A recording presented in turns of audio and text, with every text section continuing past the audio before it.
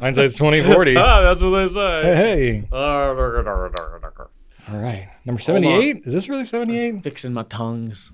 Fix their tongues. No, fixing my tongues. Your foot tongues? Yeah, my foot tongues. They're doing weird things without my permission. All right, we're good now. All right. Foot tongues are good. Can't have distracting foot tongues while we do Pencast. Definitely not. I don't know what that sounds like out of context, but sounds good. Sounds weird in context even. Yeah. All right, you ready? I am. Let's do it. Yes. Welcome everybody to episode number 78 of the Goulet Pencast, where fountain pens are still a thing. I am Brian Goulet. And I'm Drew Brown. And we are here from the Goulet Pen Company to deliver this casual and informal, tangential and extraneous, superfluous and extemporaneous fountain pen show where we talk about what's going on at the Goulet Pen Company and in our fountain pen lives. In today's show, we are going to be talking about adding shimmer to ink, which pens have the best sealing caps, inking up pens with really cold ink, probably related to how cold it was last weekend. Tips for introducing kids to fountain pens, especially other people's kids. So that could get weird. If the Goulet kids will ever take over the business one day. And we have a great pen hypothetical. We got plenty of banter in store as we talk about how cold it was this past weekend, because we set some records here in North America, but we'll get to that in our fun fact. Anyway, let's kick it off this week with some feedback. Well, Brian, feeding back this week is me to them. Oh, because you got some reverse feedback. I went into our feed forward, maybe. Feed forward, yes. Feeding front. I don't know. Anyway, went into our podcast management system, podcast, the audio version, and noticed that last week's episode still said MP3 processing on it. Today. So I had done everything. I had done the chapters and all this stuff, but it just get hung up? It just got hung up. Oh boy. So I had to delete it, redo everything. So It's up now, and no one said anything. So I guess you were all just suffering in sadness, just staring and refreshing. Where would they say it? Would they email us? They've emailed us before. Yeah, I've heard things when things have gotten delayed. So sorry about that. But episode 77 is up now. We're all good. If I caused you any sadness or dismay, I just want you to know that I do feel that weight and that responsibility, and it's going to affect my sleeping for the next few days. So hopefully that'd make you feel better. As well it should. Yeah, of course. Carol W. says, in reference to my made-up Ferris wheel press names from last week, oh, yes. I can see Raindrop Parade as a pretty blue color with holographic shimmer, which would represent the sequins/glitters of a parade. That would be so cool. Yeah. Got a couple good... Sounds like a legitimate Got a couple color. of good ones. People were actually talking about the fake inks oh no, I was actually picturing this. Oh, well, I was thinking this. Oh yeah, actually that is much better. I like that better. Really going deep into what they were imagining these total nonsensical inks to be. But Raindrop Parade definitely seemed to be the most popular one. I can see that. Terrace Twilight. I can see that in my mind's eye. Yeah. Yes. Ferris Wheel Press Raindrop Parade. That's right. Yeah. And then Neurala says, it's back! In reference to the Pencast, because we took a week off. We are back, yeah. It was a dull cleaning session last weekend without the Pencast. Aww. And to that, Brian and I also take responsibility, full responsibility, accountability, and emotional weight and gravity on any lackluster cleaning you may have performed, be it pen cleaning, vacuuming the house, anything around that you normally clean better with us.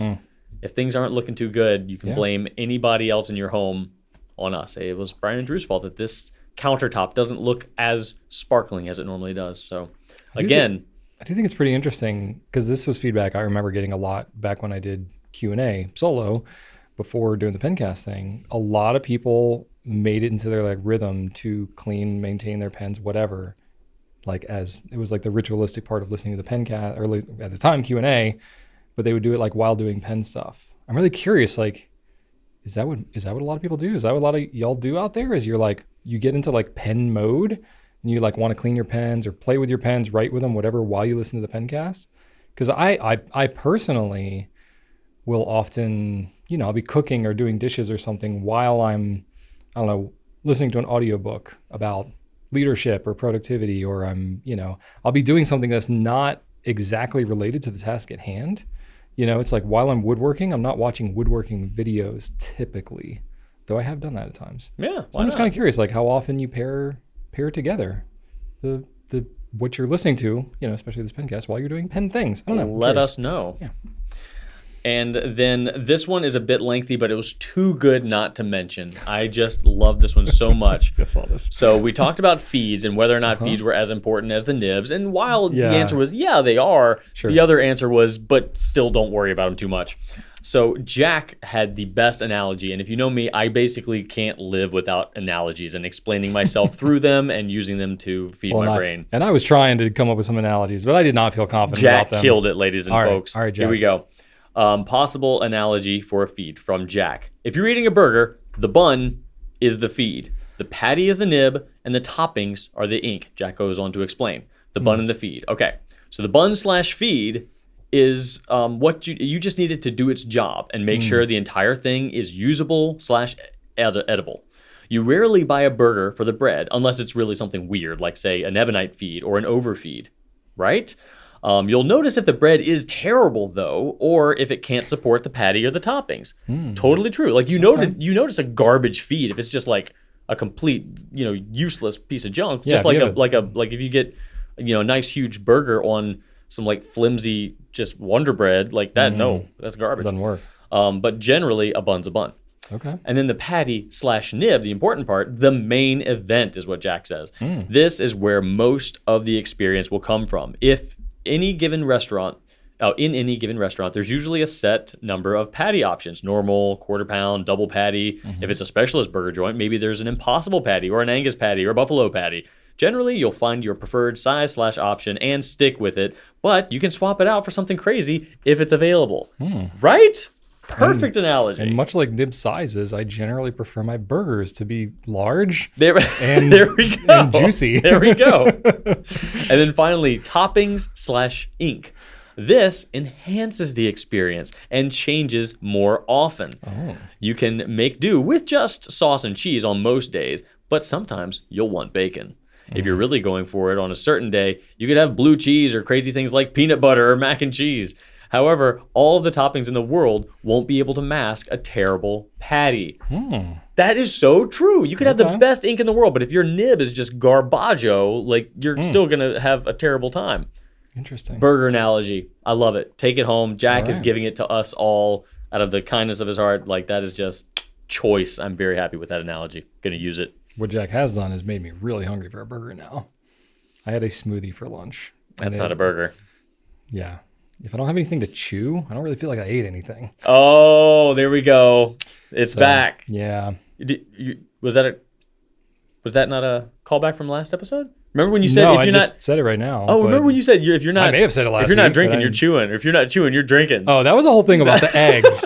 That was not a specific callback. I but love it. I could see it being in the same thing. If you're not chewing, you're that drinking. was one thing for whatever reason.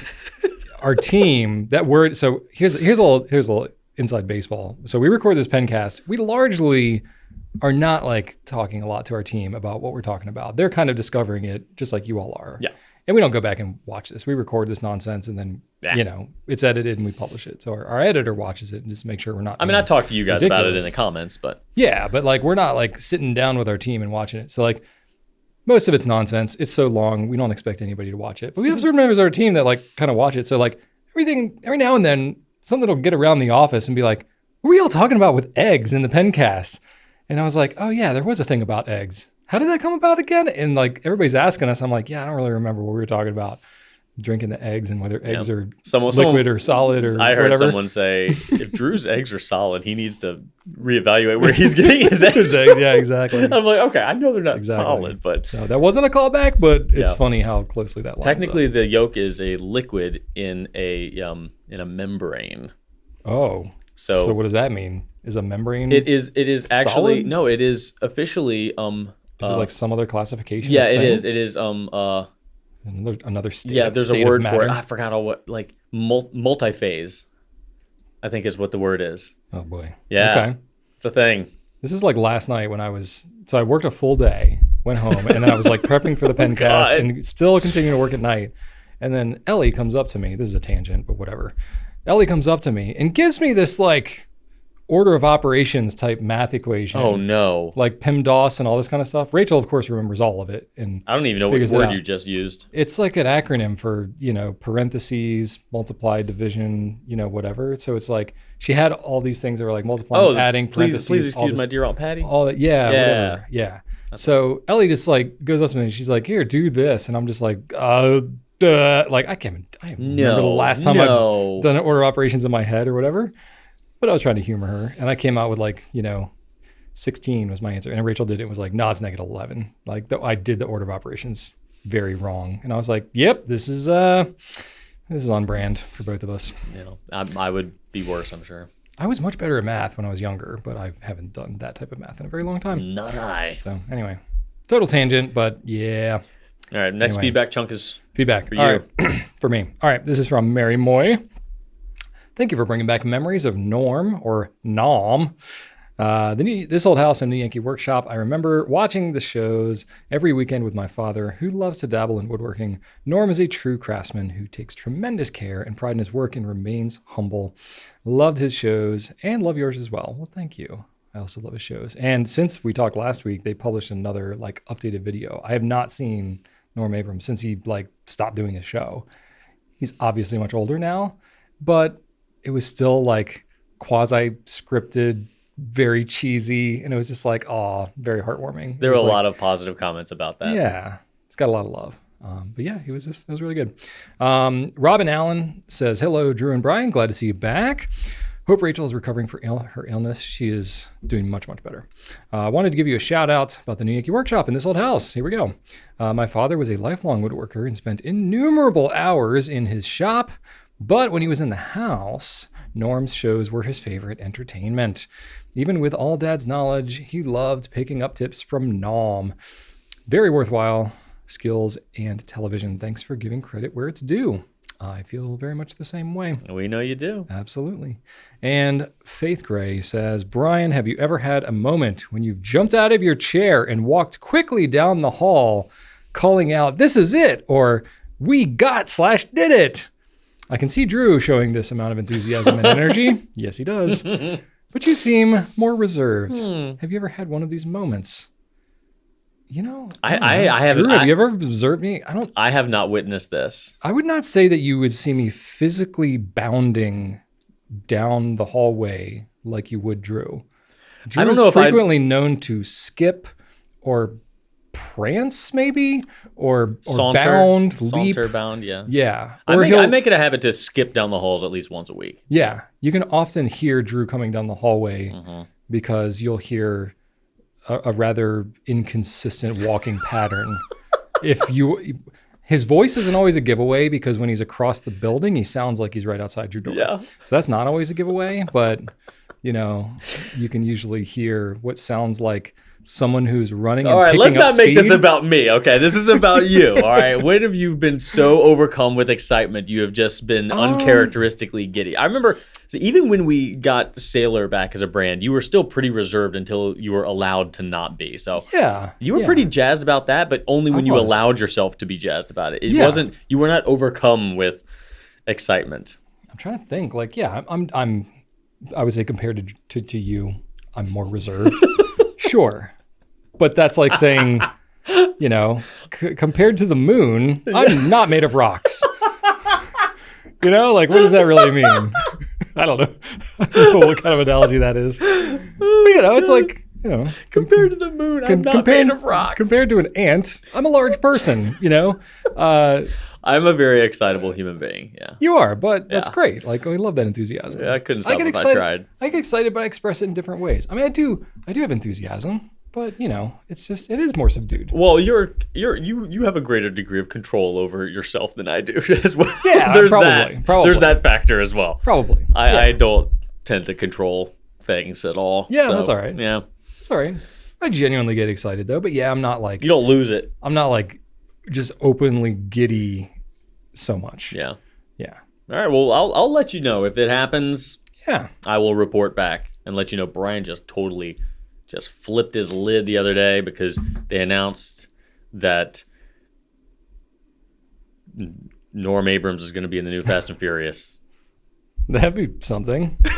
You'd build like a wooden car. I don't know. Just trying to combine two things you like together. I don't know. I do like those things, but I don't know how they mash up together. That would be an interesting combination. Oh my gosh. All right, new stuff. Let's do it. Let's talk about some new stuff. All right. Let me let all my giddiness out talking about new stuff. Not really. No, we do have a couple new things. Finally, we have some new stuff coming in. First off is the Visconti Homo sapiens Lotus Garden.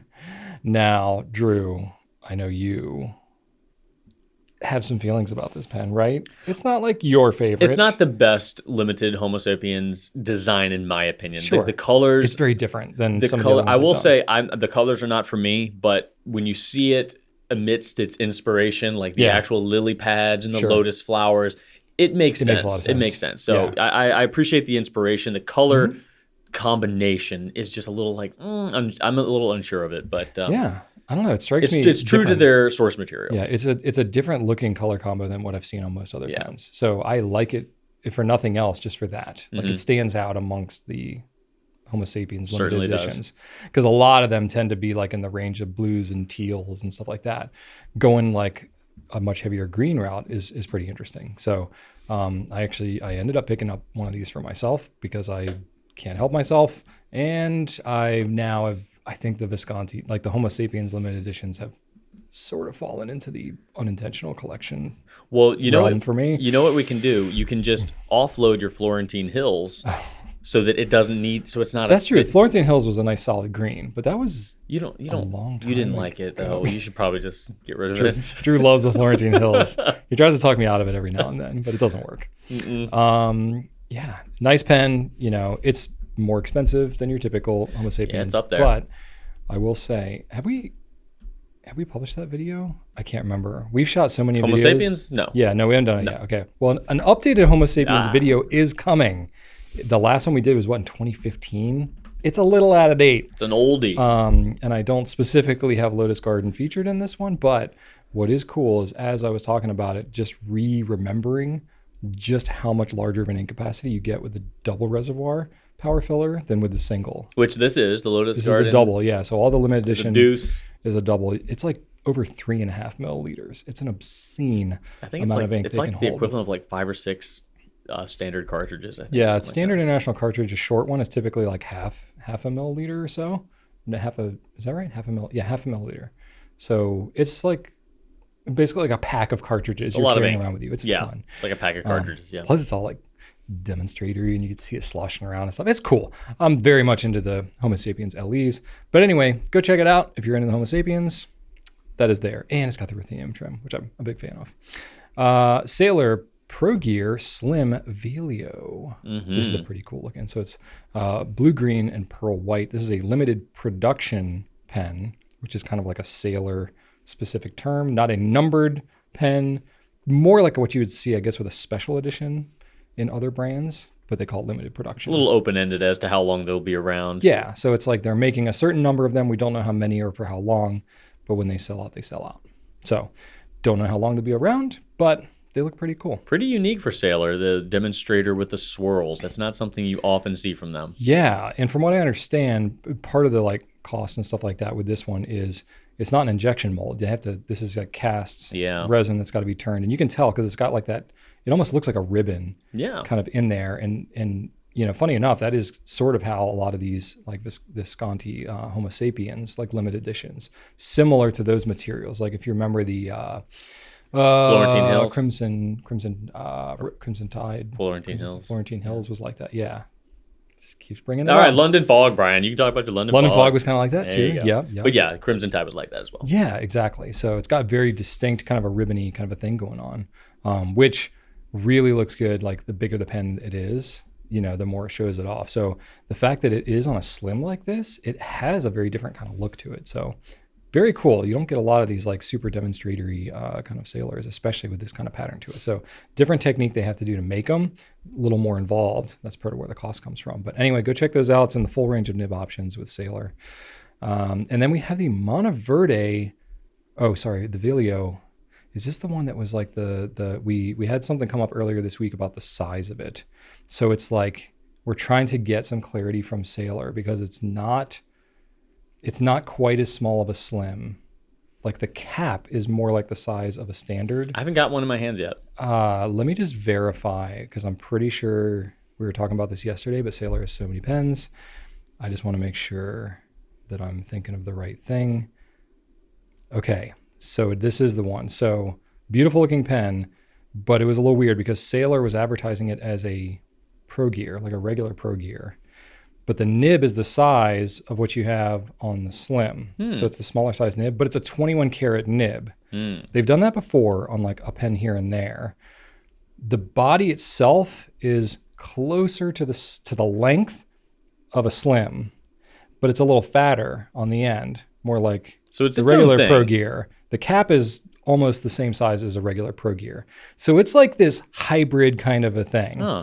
So I don't really know what to call it. We have been talking to Sailor about like, is it more appropriate to call it a Slim or more appropriate to call it a Pro Gear? We had originally called it a Pro Gear and we did actually launch it and sell a few pens that way. But, you know, we got some feedback from people. They're like, this isn't quite the thing. And then as we like really dove into it in more detail, we're like, yeah, this is kind of this like hybrid thing. So I don't know.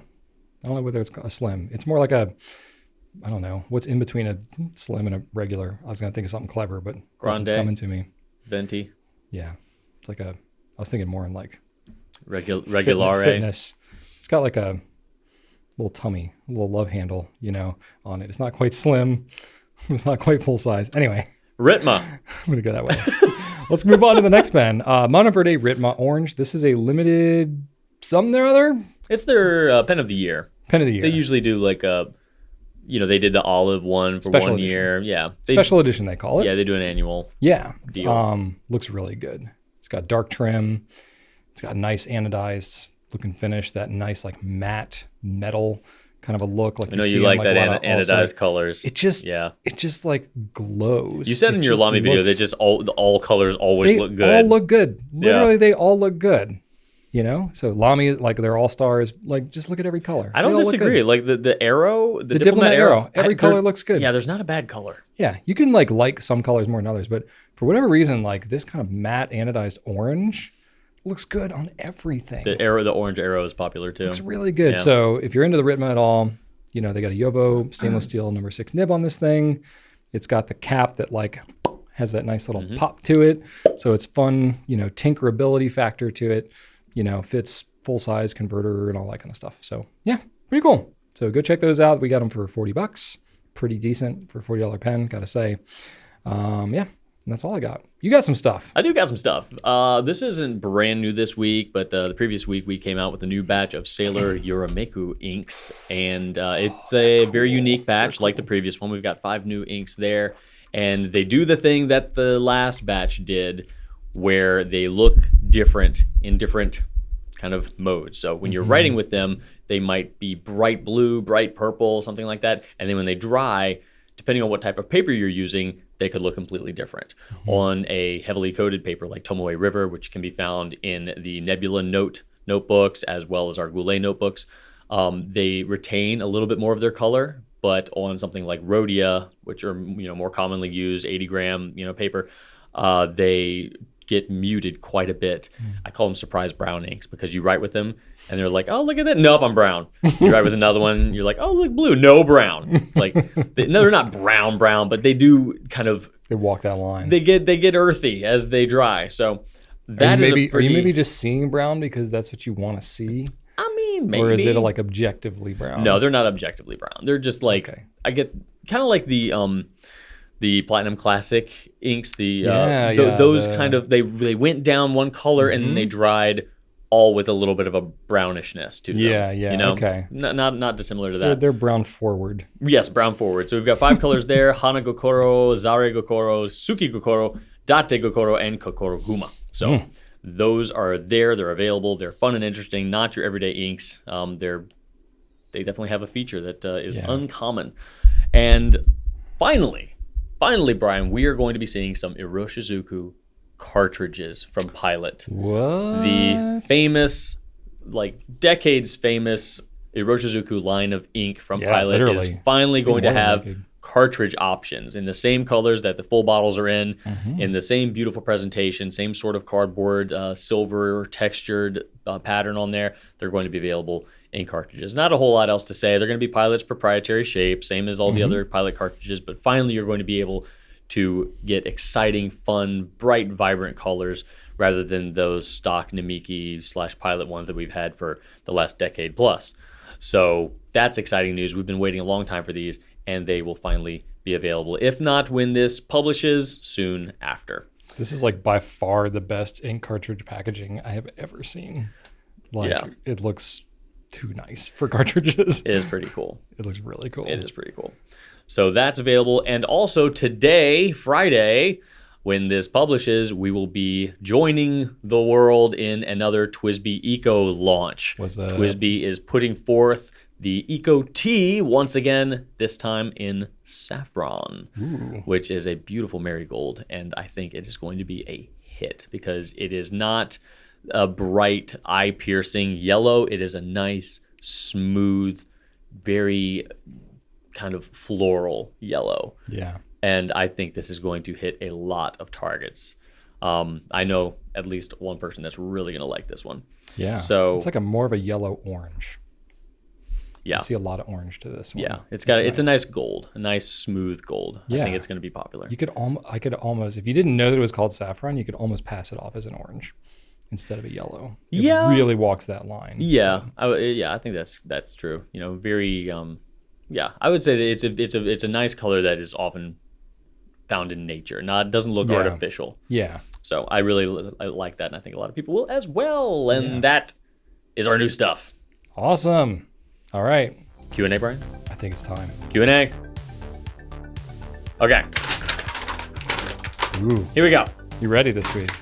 Getting it done. This is all the emo ones you were mentioning. Like there's a lot of emails. Yes, actually. Okay. So some of you might have emailed us at pencast@gouletpens.com asking us some questions, and some of you might have wondered, why are these being ignored? That's because we kind of forgot about that inbox for a month. So we collected them, and we're going to do all emails this week. So these are all a little bit more long form as opposed to the shorter Instagram questions I sometimes put online. Yeah, we'll do that next time. With all the abbreves. Yes. So please do keep an eye out on Instagram because I will post for some questions because after this, we're pretty much out. So get those gears rolling. Keep it going. YouTube comments, keep it in there. Yep. I take note. And this one, however, comes to us from Leslie.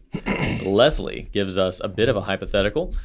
Imagine you could buy shimmer to add to any ink. Which color of shimmer would you add to which inks? You could add shimmer to a non-shimmer ink, or switch the color of a shimmer in an existing shimmer ink, or even add shimmer to shimmer. What? Yes. Shimmer to the second power. That's a lot of shimmer. Well, that's happened before. Like, who is it that's got the gold and the silver shimmer? That would be Ferris Wheel Press, Yeah. on Stroke of Midnight. Okay, yeah. Silver and gold. You know what I learned? Fun fact. A tangent before we get into the question. Is it about Rudolph? It is about Rudolph. Yes! So, you know, Cornelius, the miner guy. Yukon Cornelius, yes. Cornelius. He's like, pickaxes into the snow, and then he licks it. Yeah. Nothing. Why does he lick it? They never explain it. He can taste the silver and the gold. No. What? No. There was a deleted scene in there. So he was looking for a peppermint mine.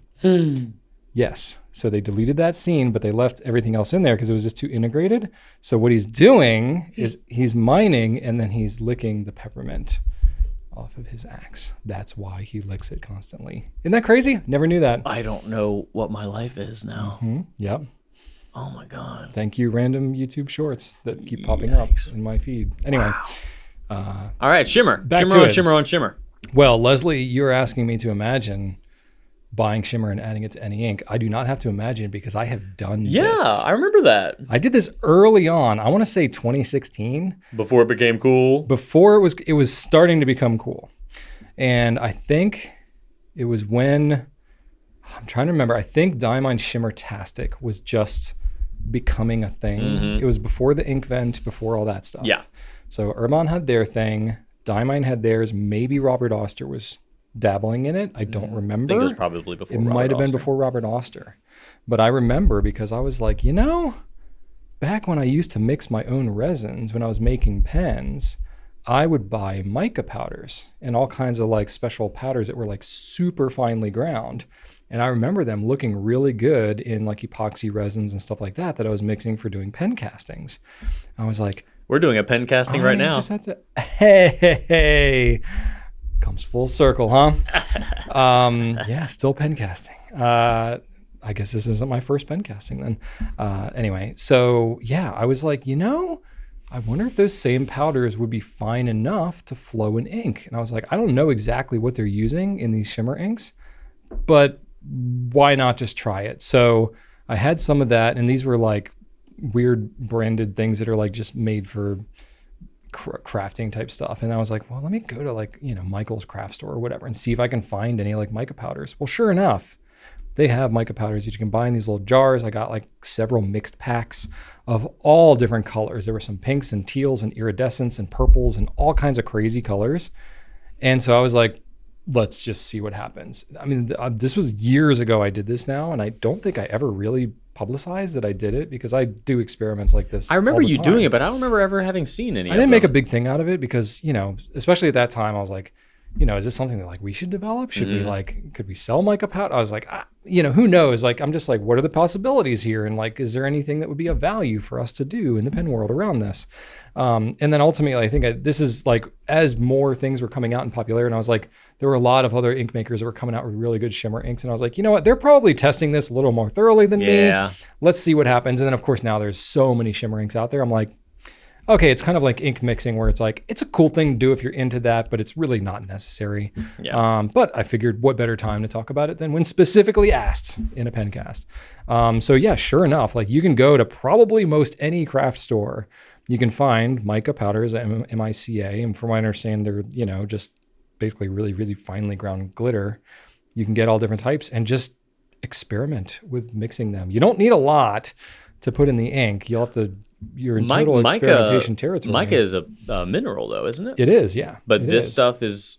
I don't know what it's made of. Okay, so it might be synthetic, but it might actually be... I have no idea. Mineral. Oh. I have no idea. Okay. Probably your mileage will vary depending on the brand you use and whatever. But I forget, what brand I'd gotten or whatever. If I had like an extra 10 hours in the week, I probably would have like gone back and... Because I had all different types of ink colors, and I tested all different types of volumes of powder and colors of powder. And I basically tested it enough to know like, yeah, this is a seemingly legit thing to do. And first off, I put way too much in on basically everything. And it was like, did it flow? It flowed. Yeah, it flowed. I mean, like to a degree, like it was kind of like anything else. It's like, the more of the powder you put in there, the less it's going to flow because you're just literally clogging it with stuff. But I mean, I got some really cool results. So I don't have like hyper specific details to share about the colors because I frankly just don't remember. And I just didn't have time to like dig into it as much as I would have or take pictures or whatever. But I can at least speak to it enough to, if you're interested, you can, for like $15-20, go buy some powders from an art store and just try it out on your own. But I remember it being really cool when you could take a powder that was kind of like a sparkly iridescent type that was of the same color as the ink you were using. So there were some like teal type mica powders that I had, and I would put it in like a teal that was gonna ink. be that was gonna be my answer. And it looks crazy because it like amplifies. Yes. And it just, if you... That's what I wrote down. That was gonna be my thing. I want to like... Exactly. Right, so you can totally do that. So... Or you could go, or I found if you go like contrasting, so I had some like, maybe not contrasting, but complementary. So I had some like, I would use purple ink, but I would use like a magenta or like a hot pink. Right. Or a blue, something that was like in the same color family, but not directly that exact color. And I got some really cool effects with that too. So those were some of my favorites where I had something where it was like, sort of tangential to that color. Maybe not the primary, but like the secondary color to whatever the ink that I was using. Had great results doing that across all colors.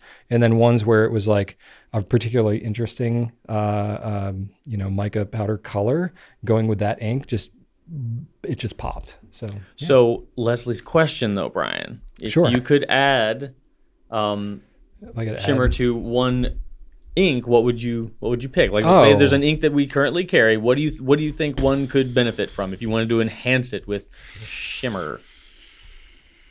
I'd be curious to see what Organic Studio Nitrogen That was my first would thought. look like with shimmer in it, because it's already so crazy with the sheen.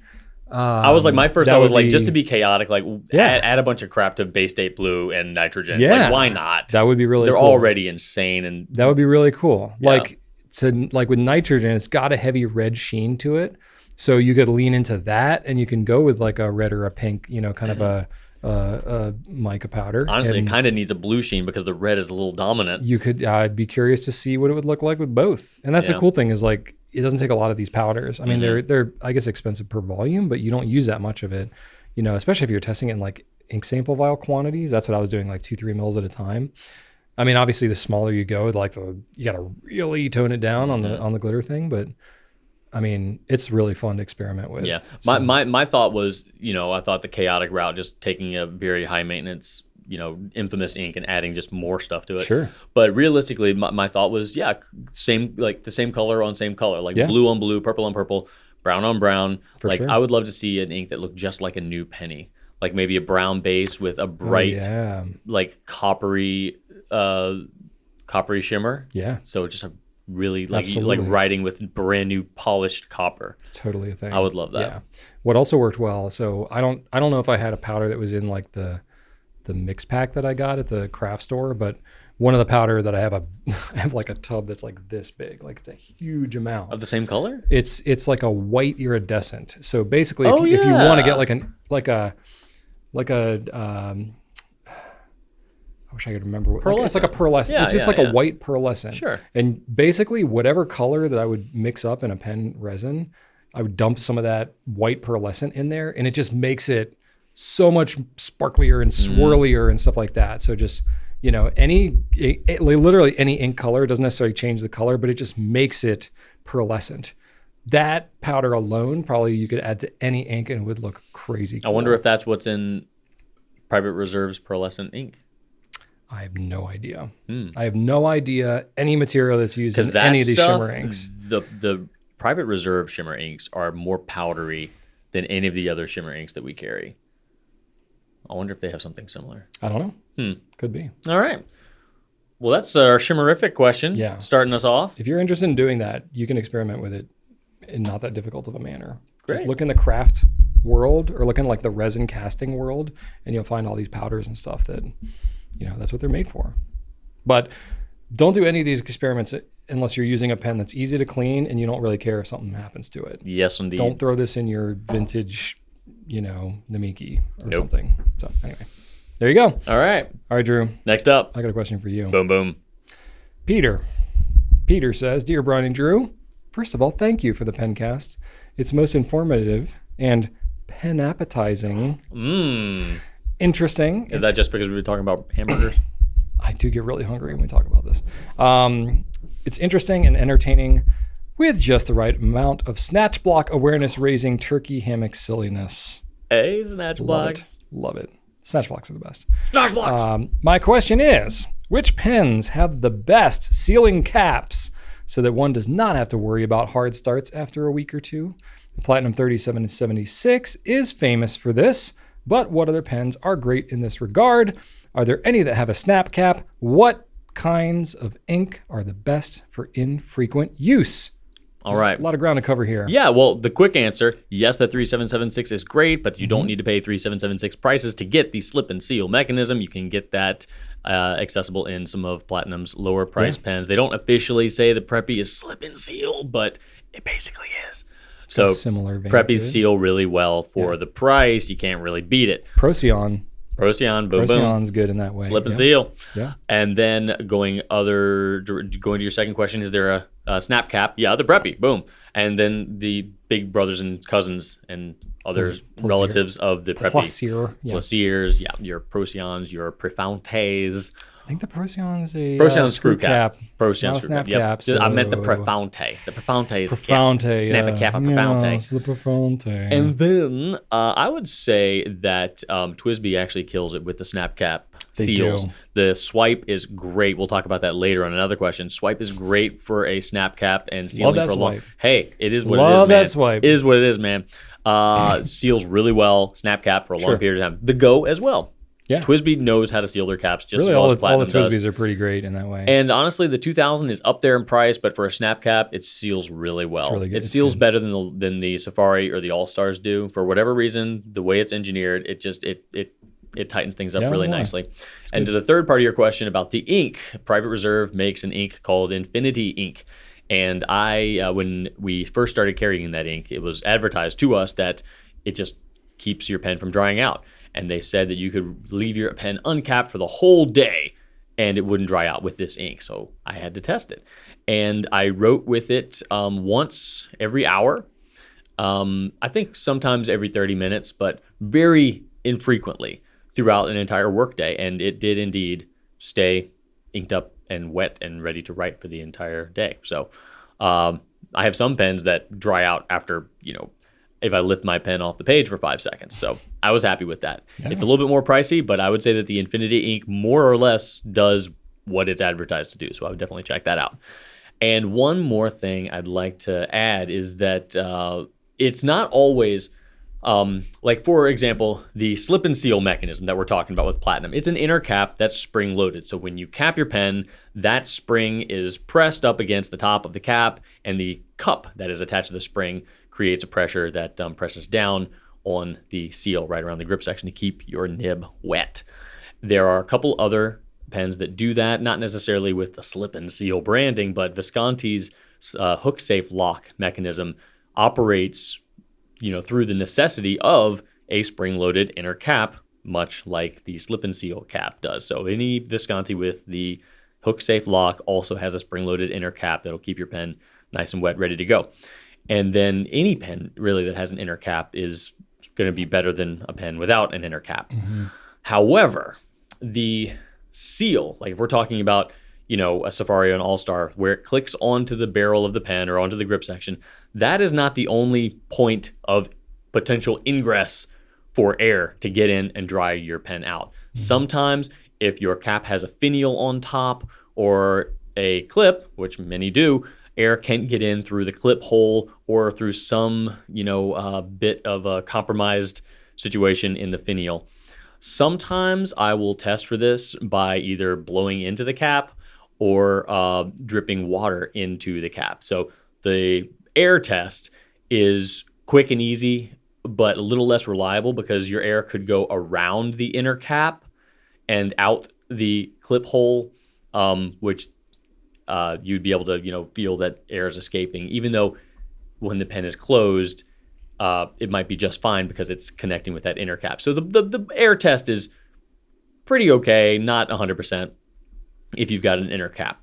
The water test, though, is pretty airtight. If you just take a syringe or a disposable pipette, which is better, you can just drop a couple drips of water into the cap and see if it goes anywhere.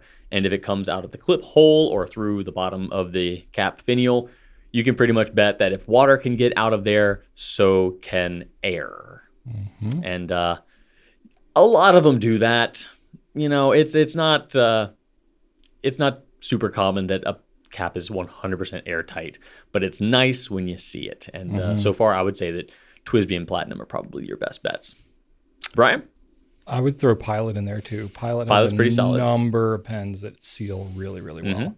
Mm-hmm. I was just kind of looking at some of the pens, just kind of like remind myself a little bit of what seals really well. The Pilot Prera does well. That's got a specific insert in there. That's got a really nice cap too. And snap cap, very satisfying snap on that cap.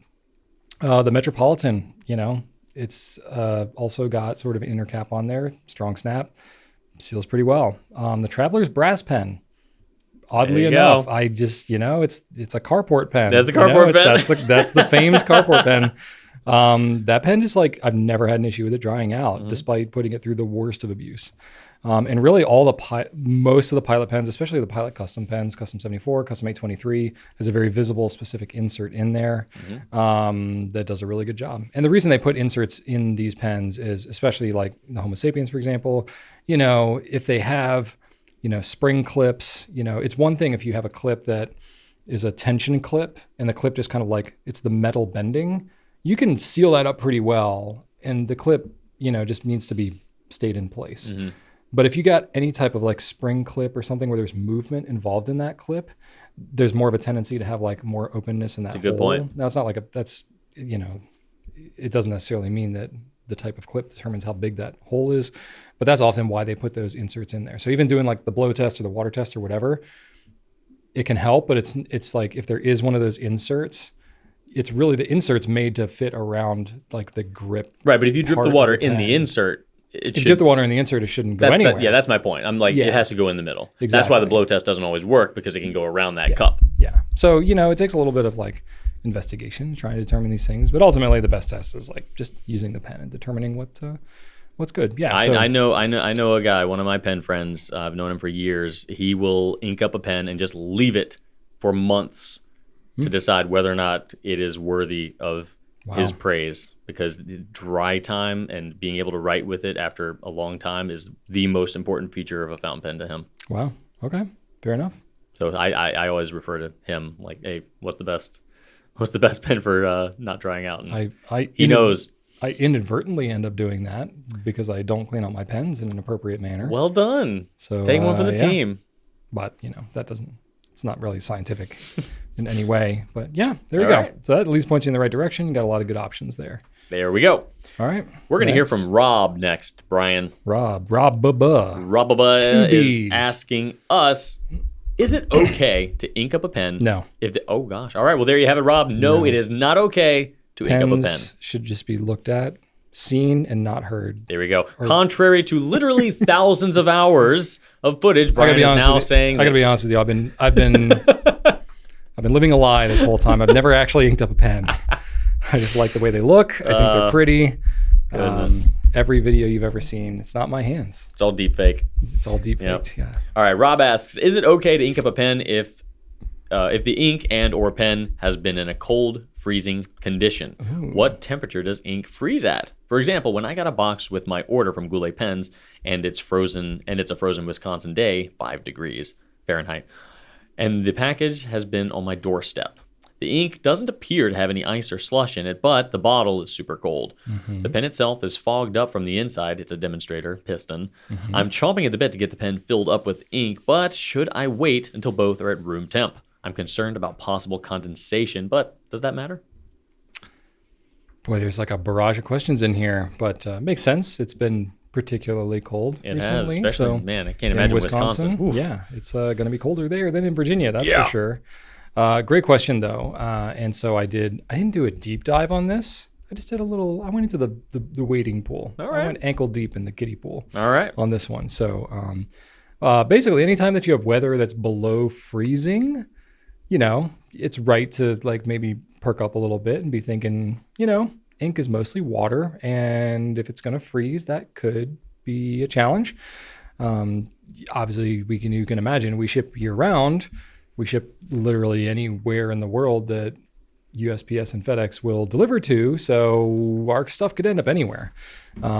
It's never a bad idea to be thinking about the outside temperatures when you're ordering ink online, because as much as we try to pack it or whatever, we can't control what happens when it's sitting on the truck or if it gets left outside or whatever.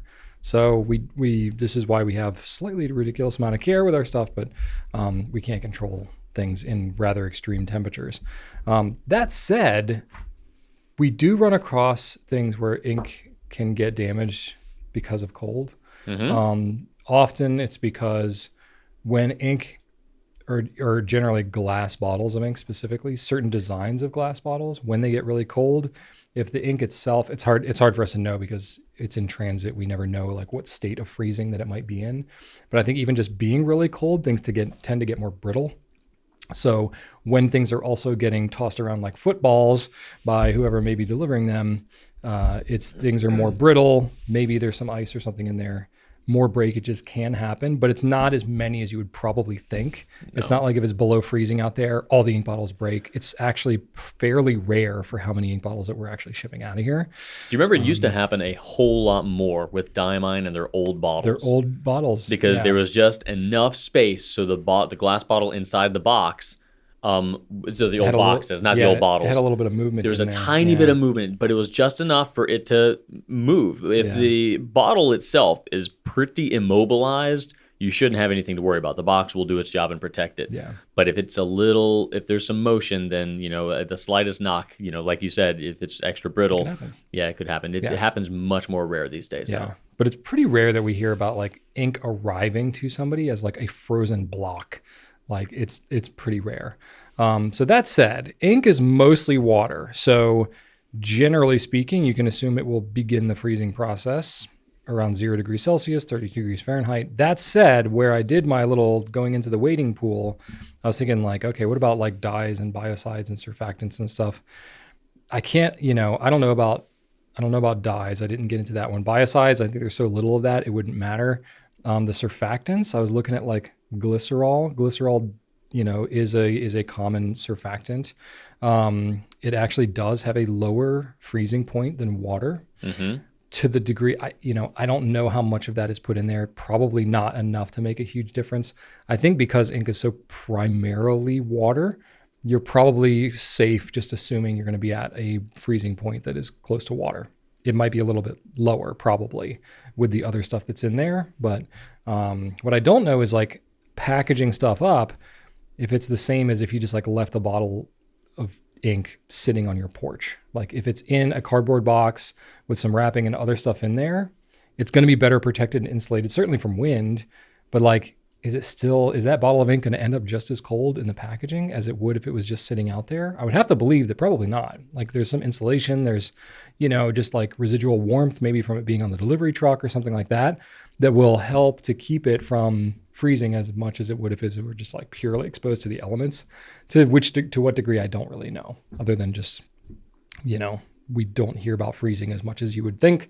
But it does happen. So if it's sitting outside on your porch and all that kind of stuff, bringing it inside and then like waiting, I don't know, a little bit, not like taking it, if it's 5 degrees outside and it's been sitting out there for an entire weekend and you get back, don't like pull it right in and maybe throw it right in there. But honestly, like if it's still liquid and it's flowing, I don't think the temperature of it is going to impact your pen very much, honestly. No, I mean, it's not like cold causes a lot of movement. Like, it might cause the ink to flow not quite as well. Yeah, like it might be a little less viscous. I guess the feed, if you're writing in really, really low temperatures, you could see some contraction with, some of the parts, I guess.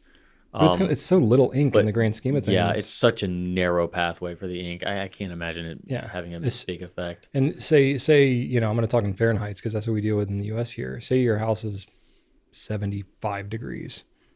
I don't keep it that warm in the wintertime, 70 degrees, whatever.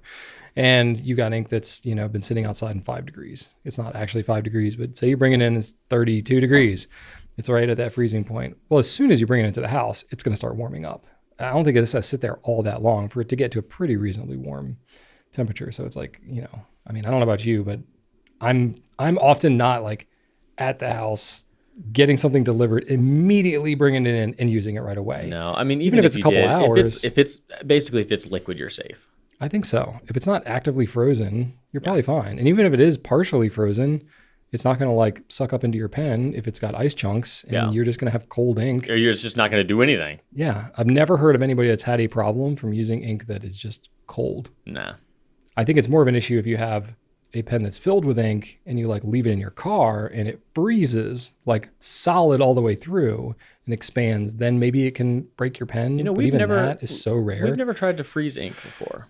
I have tried freezing ink before. You have? Yeah, not like necessarily in this context of like trying to freeze it. You've ever stuck ink in your freezer? I have because does it solidify? Well, it can. Yeah, absolutely. Did it in your case? In the instance where I was trying it, I was trying to test like the Noodler's Polar series of inks to see like when it would freeze and when it wouldn't.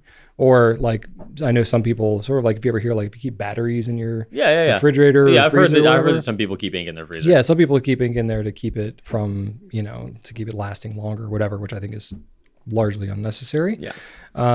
So have you ever seen a frozen block of ink?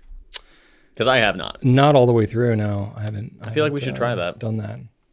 All right. Do we have any ice trays here? I got some buttered popcorn that nobody really wants. Don't you dare. buttered popcorn. Oh, that would be cool, wouldn't it? That no. gorgeous bottle that would No. just let it look all shattered. See if it's strong enough. Very dare you. See if that bottle and that cap is strong enough on Ferris wheel press to contain that buttered popcorn. Blasphemy. Freezing temperature. Get out of here. I don't know. It sounds to me like you don't have confidence that it would be able to withstand it, Drew. I don't know. You're a terrible person. I think you need to just have faith in your favorite color here. Oh my God. I don't know. It's one of these things that like, okay, it makes sense to think about that, but I really like in practicality, I just don't hear about it being an issue all that much. So I appreciate your concern, but I think you're largely generally pretty safe to just go ahead and use it. I kind of want to freeze an ink popsicle and see if I can write with it. That sounds like a good follow-up. Good homework for you, Drew. Yeah. Or someone can beat me to it. So Rob brought up something else here about condensation.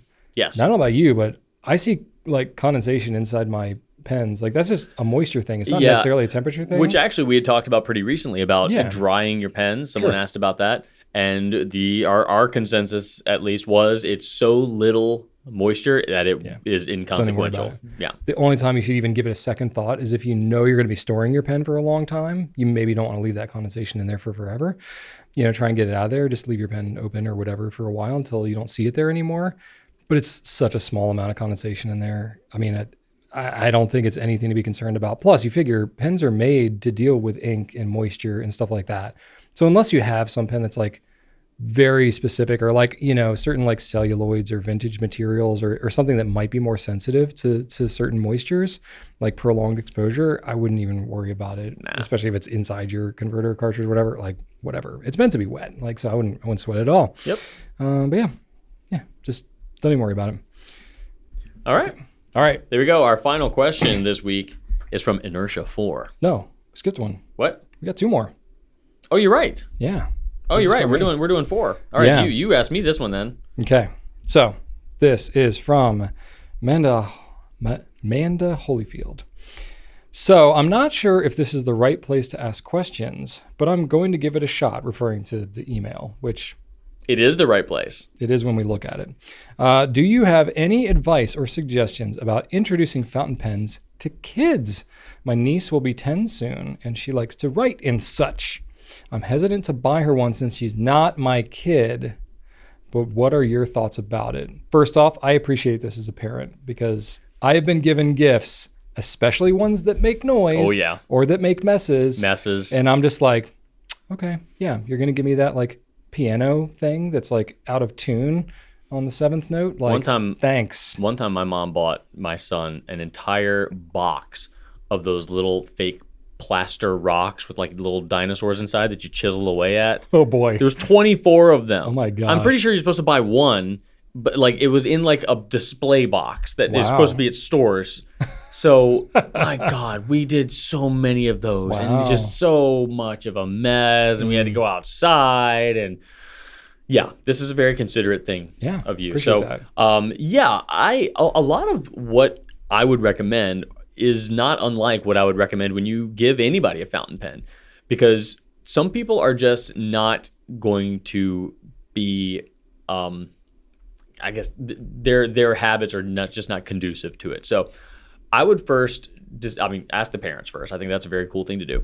But I would find out if this person, be it child or adult, has a preferred writing utensil. If this is a kid, and I've talked to a lot of fountain pen fans, and a lot of them have mentioned some of the things that are all connected in how they began their hobby, and a lot of them stem from, God, Drew, a lot of them have in common. They have a lot of them started with having a favorite writing instrument, be it a pencil or a pen. They loved that pen. They realized that this writing utensil is unique and I'm going to hang on to it. Like so many people have told me that, Brian, like, oh yeah, I started with, because I had this one pen and I had this one pen. Oh yeah, I really like this one pencil and I always kept it with me. If they have a thing, that right there is a green flag. Interesting. Doesn't even matter what it is, whether it's a pencil or a rollerball or whatever. That has so often started so many people down the hobby. That initial... So I definitely had that growing up. Absolutely. I had a couple of writing instruments that I was like, these are the writing instruments. But a lot of people don't care at all.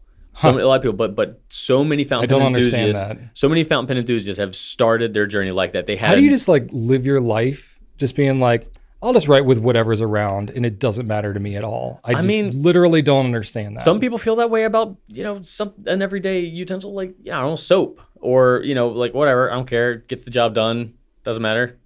Or a car. Some people are like, don't care. If a car gets you from point A to point B, some people are fine with that. I'm like that. But then some people are like, no, how can you use your car every day? How could you not want something that's special and unique and cool? Like, all right. But anyway, that is a very common thing. Okay. You start either in elementary school or middle school, you realize that this is actually providing me with a different experience and I like it. I'm going to hang on to it. I'm not going to lose this one because this one's different. That's right. And that's how it starts for a lot of people. So that would be a very obvious green flag to look for. If you're planning to gift a fountain pen to a kid, if they have a favorite writing instrument, that's like they're prime. They're ready for it. So that's a really good thing in the comments here. What was your preferred, assuming that this is probably common amongst all of us, especially you watching these videos, what was the like writing instrument that you had, especially in school, that was like your go-to that you were kind of known for having? Yeah, the first one that was like, oh, this is different. I'm either gonna see if I can keep this or not lose it at least. Yeah. But that's actually, speaking of not losing it, knowing that a kid has a preferred writing instrument will also reinforce the likelihood of them keeping track of a gifted fountain pen. My son, he's turning 9 here soon. I've given him a TWSBI Swipe, a Diplomat Magnum, and a Jinhao Shark pen. He's lost the Shark pen numerous times. Every time he's found it, we've realized that the ink's completely dried out. So that thing was basically useless.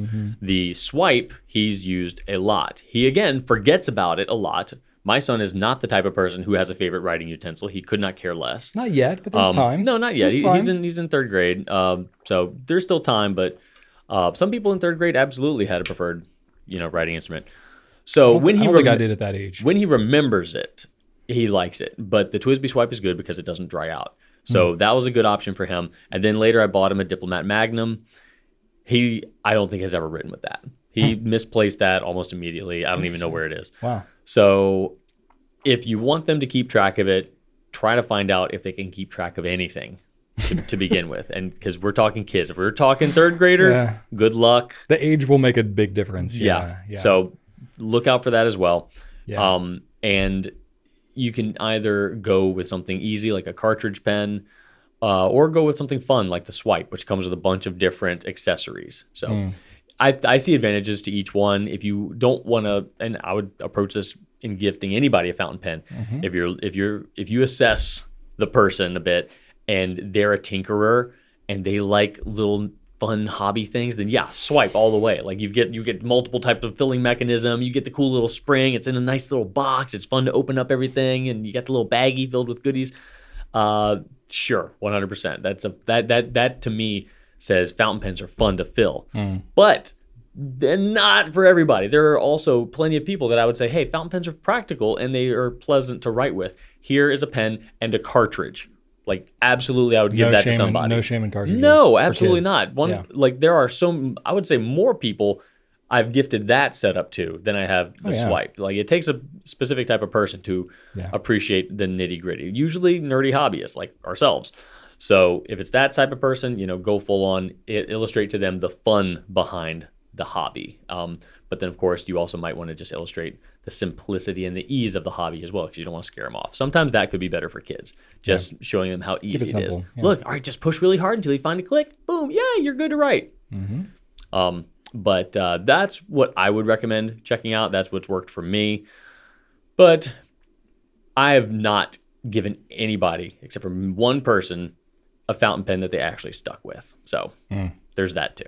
Yeah. I've almost given up, but I can't, because if I like something, I need other people to like it. Yep. I resonate with that feeling. Yeah. Yep. I will reiterate the giving the parents a heads up thing, especially with pens where ink could be involved and end up in places that maybe the kid didn't even intend. Yeah. But for sure, the kid could be drawing on the sofa and not cap the pen and put it down, and then it's on the sofa, and so just kind of be aware and don't gift any ink that's like permanent or anything crazy. Cartridges are a great way to go, because pretty much most cartridge ink is gonna be nothing too crazy. Most of the boutique inks are bottle form. With kids, so I like what you're saying, Drew. Everything resonates. I think what helps kids to be really interested in their stuff, not only if they have like the propensity towards, a thing, identifying with a specific writing instrument, but they also identify with colors. Pretty much every kid's got a favorite color. Oh yeah, good point. Or some kind of character or superhero or whatever that has a color associated to it. Mm-hmm. And if you can't like hit it on the nose with like a themed pen with their franchise on it, going with the color that they associate with it or the color that they know and love. Like, look at me, I love blue. I still love blue. I've loved it ever since I was in first grade that I can remember. Yeah, you give me a blue pen, I'm 100 times more likely to use that pen as a kid, young Brian. I would be so much more likely to use that blue pen than I would anything else just because it's blue. If you gave me as a kid a green pen with a blue ink and told me it was a Leonardo from Ninja Turtles ink, I'm like, you'd be like, this is my pen forever. Yeah. You'll care about it a lot more. Yeah, absolutely. So again, it's just tapping into something that's like the kid already cares about, that they're into, that they identify with.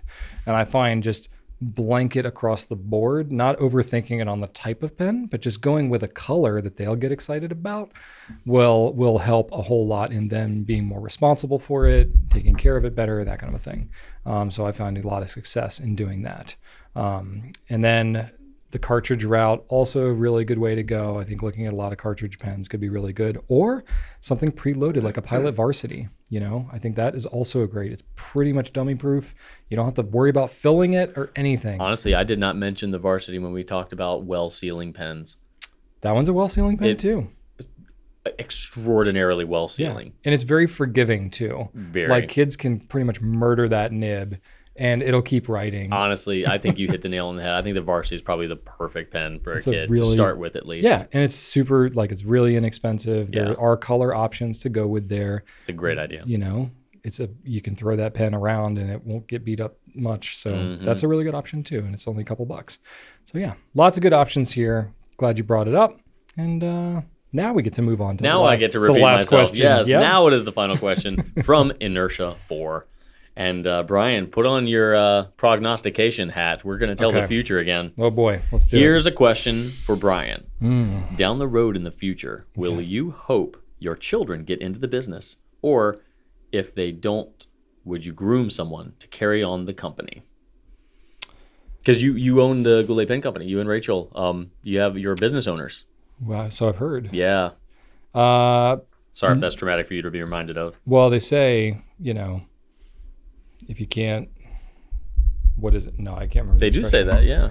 You can't take it with you, whatever. So I don't know. Yeah, I don't really care what happens after I'm gone. I'm gone. Well, that's good luck. You're on your own. Wow. Yeah, you're on your own. I mean, jeez. I'm just kidding.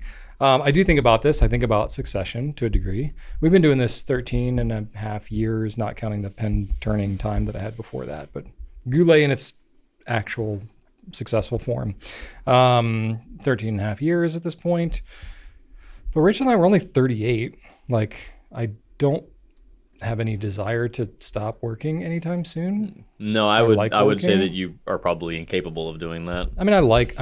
In my downtime, I just do different work. Yeah.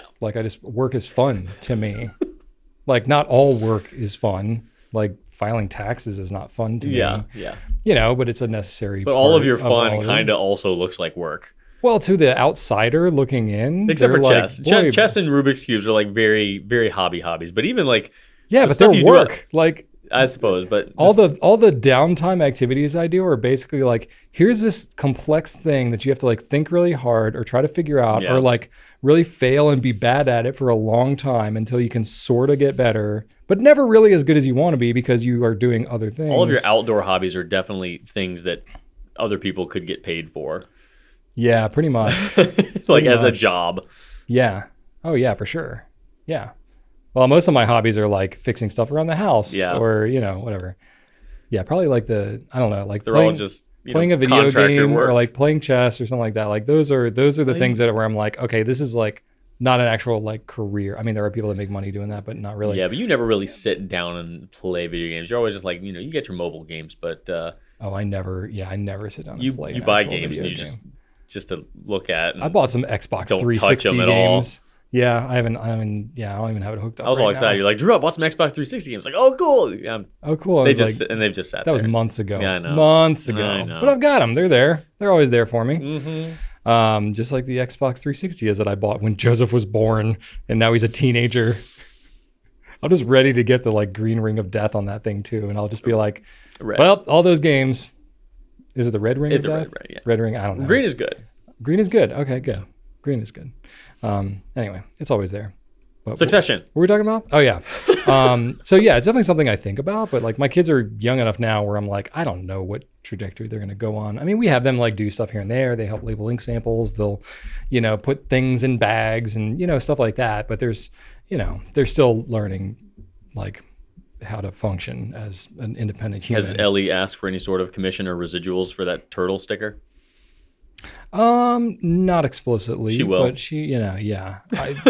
We kind of Ellie's the spark plug in the She family. is. We kind of joke that like she's gonna stage a coup and take it over from me, and then put Joseph as like a puppet, And keep me on even though I'm old and senile, just as a favor. Like, yeah, my dad liked this guy for some She'll reason. feel guilty for having ousted me, and she'll be like, I feel bad for Drew because he really doesn't have any other skills. She'll put me in front of a I don't wanna camera put and him on the tell me that I have a YouTube channel when in fact I don't. And I'm She's gonna put Drew in a room with a camera that's not plugged into anything, and they'll just be like, "Here, Drew, record some videos like for your audience." just like handing a kid like a broken video game controller, be like, "Oh, here you go, you can play too." And they're just like hitting buttons, thinking they're doing something. Look, I made him jump. Yeah, no, you didn't. Yeah.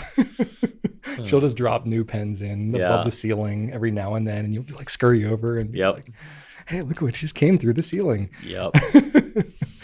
Oh my gosh. Anyway, no, I mean, I joke about all this stuff. No, the truth is like my parents had a business growing up.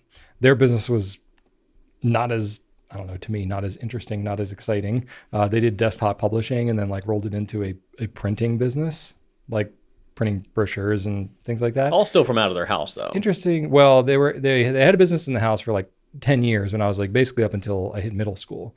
And then in middle school, they merged with a couple other companies and had like a full-on printing operation.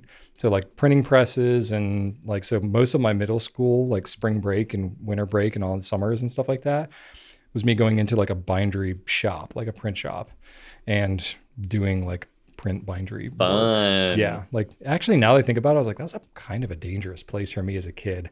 And like I would ride around on pallet jacks like it was a scooter, like when there weren't a lot of people around. Yeah, my dad was an electrician. He had a big shop like that. Yeah. Those things were kind of hard to steer. They never They are obeyed hard you. to steer. Yeah. And I was a pretty cautious kid, so I never wrecked it or anything like that. But now that I think about it, I'm like, yeah, some of those machines were worth like $1 million. They're like, if I had hit some of those things as a kid, I would have been in pretty big trouble. Wait, pallet, you're talking about the thing you pump and elevate. Yeah. I read those. Yeah, they weigh like a couple 100 pounds. I You never get going on those things, and I never wrecked them, but I definitely jumped off of them and had them wreck into something. So I never did that. I was very cautious as a kid. I didn't hurt myself, but it did run into some things. Fair enough. I escaped. Yeah. So all that to say, my parents had a business growing up, and I worked in the business. I was doing like Photoshop stuff at 10 years old, and I would do things like that, various overprinting operations for brochures that needed to go out to some, deck building franchise or whatever, and I would, do Quark Express and FileMaker and all these old programs.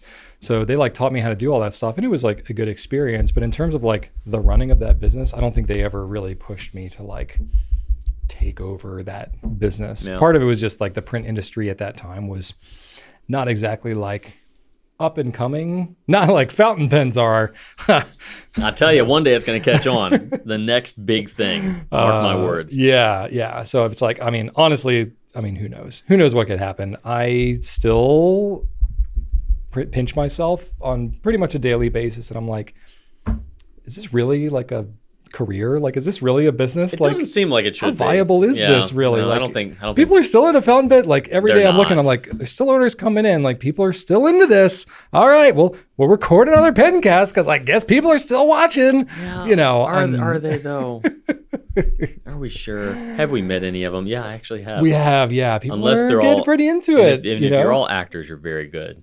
And keep it up also, because it makes me feel good about myself. That's right. Drew needs that affirmation. I've got nothing 'cause else. I don't give it to him. I've got nothing. No. I berate him, Talk about embarrass dots. him. candy corn. Yeah, we throw dots in his office, and it's disgusting. Vile. That's right. Well, you're so excitable, Drew. We got to tone it down. That's true. Otherwise, you would just float across the office. Your feet would just never touch the ground. Fair enough. I'll take it. Anyway, so I grew up with an example of like, okay, here's my parents. It's a business. It's work. Yes, I kind of get all that.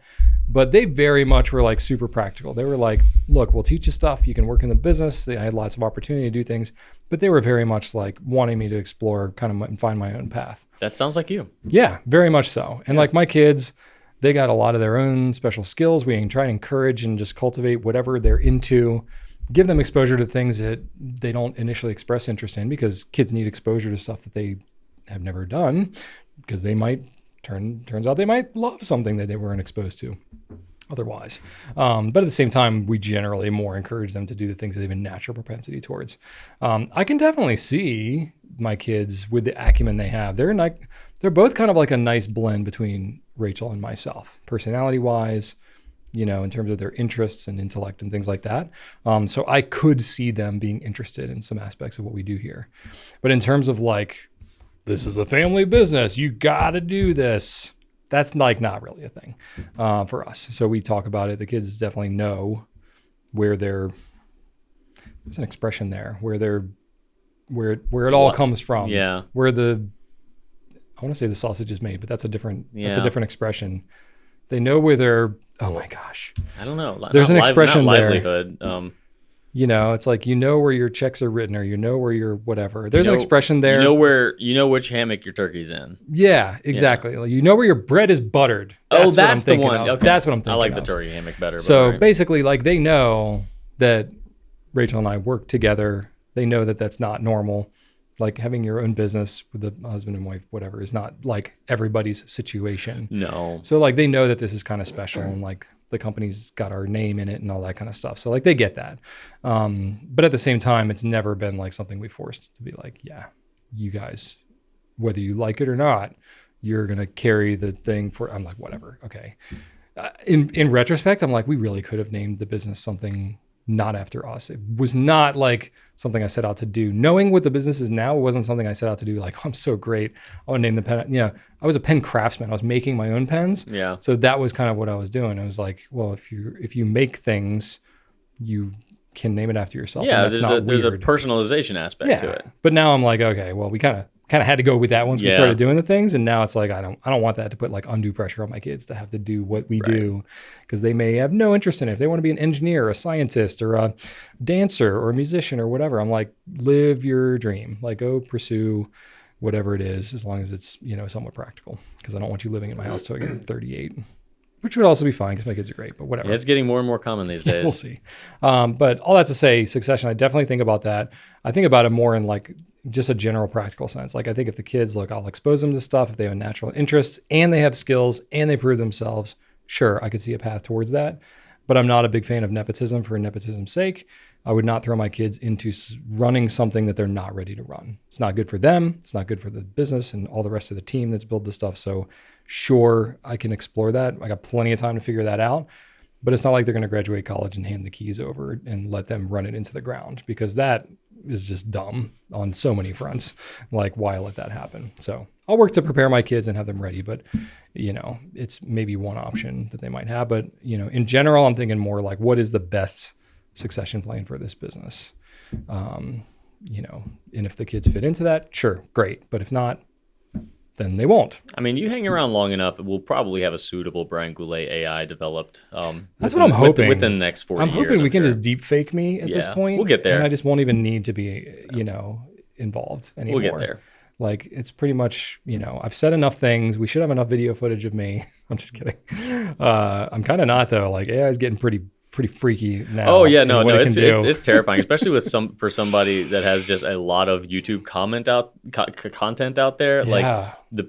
I absolutely have enough video content to be deep faked into oblivion. Absolutely, it's kind of crazy. We're screwed. Yep. But anyway, that's why we just got to keep making got to keep doing new things, I guess. Why the heck not? Yeah. No, but all that to say, like, I think, for my own like ego legacy sake, I really don't care. Like, I just want to. I'm a strikingly regular person. I'm not some business tycoon where I'm like, oh, whatever, build something. I'm like, look, I'm just trying to raise my family and just make it to the end like everybody else in the least chaotic way possible. But I just am grateful to found something I enjoy doing. But I'm also like, okay, what we have stumbled into here is something kind of special and cool with this business. I really have found value in what we've kind of built up and what our team has done and just where we are in the fountain pen world. This is really cool. If this continues to be of great value in the pen community, yeah, I would love to keep that going as long as possible. Beyond me, I plan on working in it for quite some time, but if that's going to shift over time and we got to get other people involved, I'm totally on board with that happening. But I'm just not trying to force it prematurely because I just love doing this and I plan to do it for a while. I hope you do. Yeah. All right.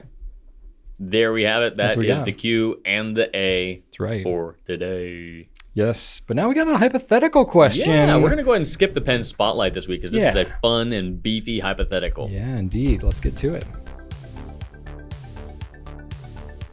All right. Michael W.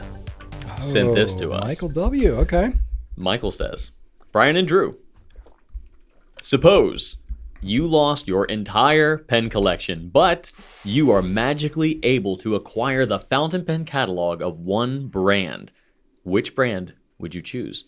And then he says, qualifiers for Brian. I appreciate that. Number 1, you will acquire all past pens and will be presented with all of the new releases. But these are the only pens you were ever allowed to own. So you're talking literally the entire catalog. The back catalog and the future catalog. Everything that has ever been made, is being made, and will ever be made. Yes. From this whole brand. Mm-hmm. What if the brand has changed names? It's the same brand, but for whatever reason, they've changed their name over that period of time. Same company, but name has changed maybe? That's a different brand. It's a different brand? It's a literal different branding, isn't it? Okay. That's the definition of branding. I guess you're right. Yeah. You're kind of right about that. Yeah. All right. All right. Okay. Qualifier 2. The pens can be customized, such as smoothed, tuned, reground, but parts cannot be swapped. Qualifier 3. You are still allowed to acquire any new inks you might want. Okay. And finally, qualifier number 4. Namiki is an independent brand under the Pilot Corporation, so Pilot does not encompass Namiki. Same thing with like Monteverde, Conklin, whatever. Yeah. Like, Mayora, Nettuno. Yeah. Even if it's the same manufacturer, the brand, it's really about the brand. Yep. It's the brand name. Okay. Yep. Interesting. Yep. This was tough for me because there are brands that I like aesthetically, and then there are brands that I like practically. Mm-hmm. Like practically, it's got to be Pilot. Pilot makes the best pens across such a wide variety. You've got been around for over 100 years. You've got like good, $10 pen, and then you've got a good $10,000 pen, right? I mean, no other brand does that. So that was where my brain first went. But then I'm like, those Monte Grappa pens. Like I could have the Chaos, I could have the Pirate, the Batman. So many limited. You could have think of Giuseppe Aquila's wall. You could have all of that. Right? All the bespoke pens they've ever done? What about that? All of it. The Lord of the Rings, man. Queen, the new Bond pen. Oh my God. Like Monte Grappa's been around for a minute too. I know. So it's tough. It's tough. And then there's Namiki. Like these are just pieces of art. Like I know, right? And then that would include your Emperor Moonlight. Right? I know. Wouldn't include the Pilot. The captain here is going to just say grunts with approval. Positive grunting continues. Oh man, this is a tough question. This is a good one. Let's talk it through. Let's narrow it down. Narrow it down, and then we'll come to a final thing. And I glanced at this question ahead of time, but I did not I'm kind of coming up with this on the fly. So. Yeah. I don't have an answer yet. I really don't. Okay. So all right, why wouldn't it be Namiki? Because my first thought was you would want Namiki. Namiki is all the seven gods. Absolutely a contender. You'd have all the seven gods. The seven gods were branded under Pilot because it was the Pilot. Oh, were they? Anniversary. Oh, okay. You would not have Pilot. You wouldn't get. Okay, well here gods. we go. If you chose Pilot, then you would get the 7 you guts, get some which is Namiki flavor. There we go. That's Yeah. like a little, kind of slide But see, it in Pilot, there. it was not called Pilot from the very beginning. I can't remember when they separated out, but it was like you don't go back 100 years and get Pilot. Like it's one company and they had the Pilot 100th anniversary, but it was Namiki starting out, I believe. But I'm not as familiar with like the super old back catalog And of Pilot Namiki. Mont Blanc has a lot of crazy limited editions too. Oh man, Mont Blanc has done a ton of stuff. And that goes back a long way. Ooh, Very long way. Pelican goes back a ways. They've done a ton of stuff. And then you could like Pelican Schaefer, Conklin, Waterman, Parker. Like these brands all go back well over 100 years. You know what? As you're saying like that, the future of those is maybe not as you're exciting. saying that, you're solidifying my stance on Montegrappa, because Really? I'm thinking of all of the past Pelicans and all of the past Schaefers and stuff. They're not different enough. They're not different enough. Montegrappa, there's no consistency like at all. It's wild. I'm not as familiar with like old Montegrappa. Neither am I, but like all we're familiar with is Giuseppe's stuff. But which the is newer all stuff, radical. which is an unbelievable catalog. That's all I care about. Like the other and stuff, future too. exactly. The Oh, other man. stuff pre Giuseppe would just be an added bonus. This is so tough. I'm gonna go Montegrappa This is so tough. because you get Montegrappa all the way, and okay. All releases, which includes the solid gold chaos that's worth $60,000. But okay, so this wasn't a qualifier, but I'm assuming you can't like sell these. You No. have to keep them. Like you don't, because I mean, I would say no, you can't sell them. because there have been like, Mont Blancs, and I think Aurora actually made like the one that was worth like $2 million or Yeah, something like that. yeah. Like, yeah, you could have some. I mean, honestly, Namiki, good lord. Yeah. If you had their whole back catalog, you're talking millions and millions of dollars. So it's like, yeah, I could just choose that and then like sell them and get whatever else I want. So I think that's an assumed. No, you couldn't sell them and get It's assumed qualifier. You couldn't sell them and get other pens though. These are all the pens you're ever allowed to own. Yes. But I could sell it and buy, a yacht. Yes, you could. I don't want a yacht. Yeah. But okay. So you got to keep whatever. You can't sell I it. think Michael did not clarify, but I think just to make the question, I would make that assumption. to make the question about the pens. Yeah. Let's go ahead and say you can't sell them. Yeah. I mean, Mont Blanc has done a lot of really crazy stuff too. They have a lot of To put up licensed there. pens, yeah. But again, there are so many pens that just kind of look the same with them. They're regular editions, yeah. but even Montegrappa's regular editions still are all over the place. They've done some crazy stuff. Yeah. Montegrappa for me. I want that pirate pen. Give it to me. All right, let me ask you, why not Namiki? Honestly, for me, it's kind of a toss-up between Namiki and Pilot. Yeah. Oh, man, this is so tough. Mm. See, like, even just like the vanishing point, right? Like, it was originally the Namiki capless. Mm-hmm. So, like, if you don't get the vanishing point, It wasn't the pilot capless? you get the it was the Oh, snap. Namiki Okay. capless. Mm. And then I don't know if they Both brands will called it. you'll get a Falcon either way. Mhm. You'll get some Falcons. What if the company? So there are some I brands. can see you smiling. Don't try to Well, bob and I'm weave. finding some loopholes. I can see your face. I know because what you're doing. there are some brand like Namiki Pilot type thing where they like the Falcon changed. I just said that. names, Yeah, you're gonna get a or Falcon like either they way. sell it under one brand in some parts of the world, but other brand in the other parts of the world. That's so fine. you would get You'll get multiple Falcons. so you could get some of the brand like You can, but seriously, you there's get like a little hack between something there's like a a little Pilot bit. Namiki. There's thing. a little crossover, but you're talking Namiki and Pilot. You're still going to get two completely different libraries. Yeah, that's true. That's true. Oh man. Come on, Brian. Moontown Night Moon. I Life. might have to go Namiki. Just like Nighttime Moon Life. you make a strong argument for Montegrappa. They've done some cool stuff. Just the variety, man. They've done some cool stuff, Oh. but it's a whole different level of craftsmanship. It's a whole different type of craftsmanship. They're than like Namiki. sculptures. They are. Namiki. They are, but it's more like metalworking as opposed to. No, you'd also get the crazy paintings. You do get the crazy paintings Like- and the like- jewel stuff. and the artistry. Like you've seen how fine know, they I will know. paint the Mona freaking Lisa on these things. yeah. That looks exactly like the real thing. The craftsmen at that company are like some of the finest in the world. Yeah, well, friggin' Namiki, man. like they Right. are the finest That's in true. the world. At one thing, at Makie. Add a couple things. Their nibs are fantastic. The like nibs the are- variety of nibs you get, and all that kind of stuff too. Like, okay. they've done some crazy. They got the like, nibs. amazing All right, like stuff. Arby's got the meat, Pilot got the nibs. I'll say that. Sailor too. If you want to talk nibs, the nib options historically with Sailor blow everybody else Sure, out and of the water. you're going to get a ton of pens with Sailor, but I would they're say, all going to like- be like 3 shapes.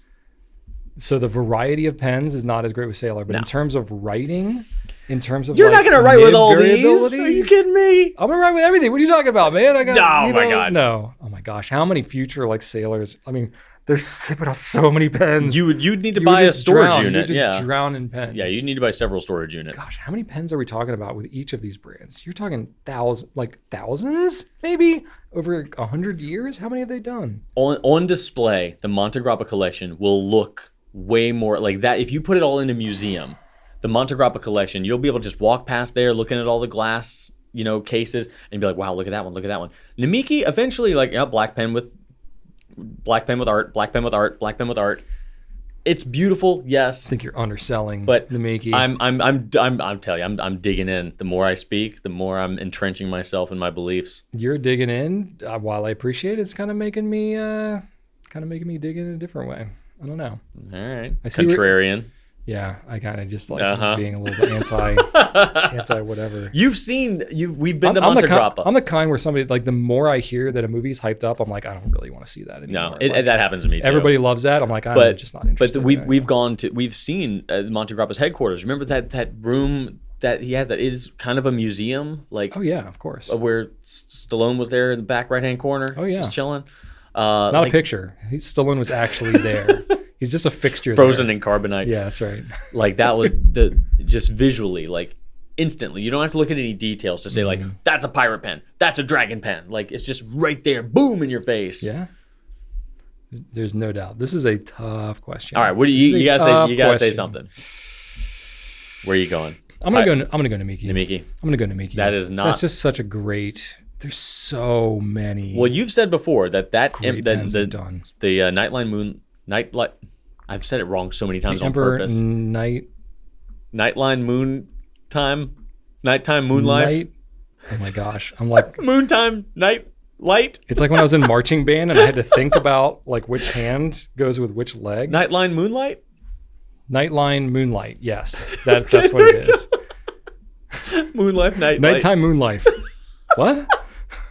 Moontime Nightlife. I've screwed it up so much. Uh, that you have said that is the one pen. That's my Grail pen. It is your Grail pen. That's my Grail Yeah, pen. so this would get you your Grail pen. It would give me my Grail pen. So- It would give me a lot of other great pens It would. too. You'd have the Mew, the Murex, the M90, all those. It is. I will say it's. Wait, no, you so wouldn't tough. because that's Pilot. Never mind. You're going to Miki. Right, Yeah. exactly. So there's a lot of great pens that have they've kind of branded under both. So I would get a pretty good mix of things. Namiki is a pretty solid It is. pretty solid answer. It absolutely is. I thought that would be your go-to. I think it Yeah. would be between Pilot and Namiki. It's tough because I've been to Monte Grappa. I've seen how they make those things. I'm telling you.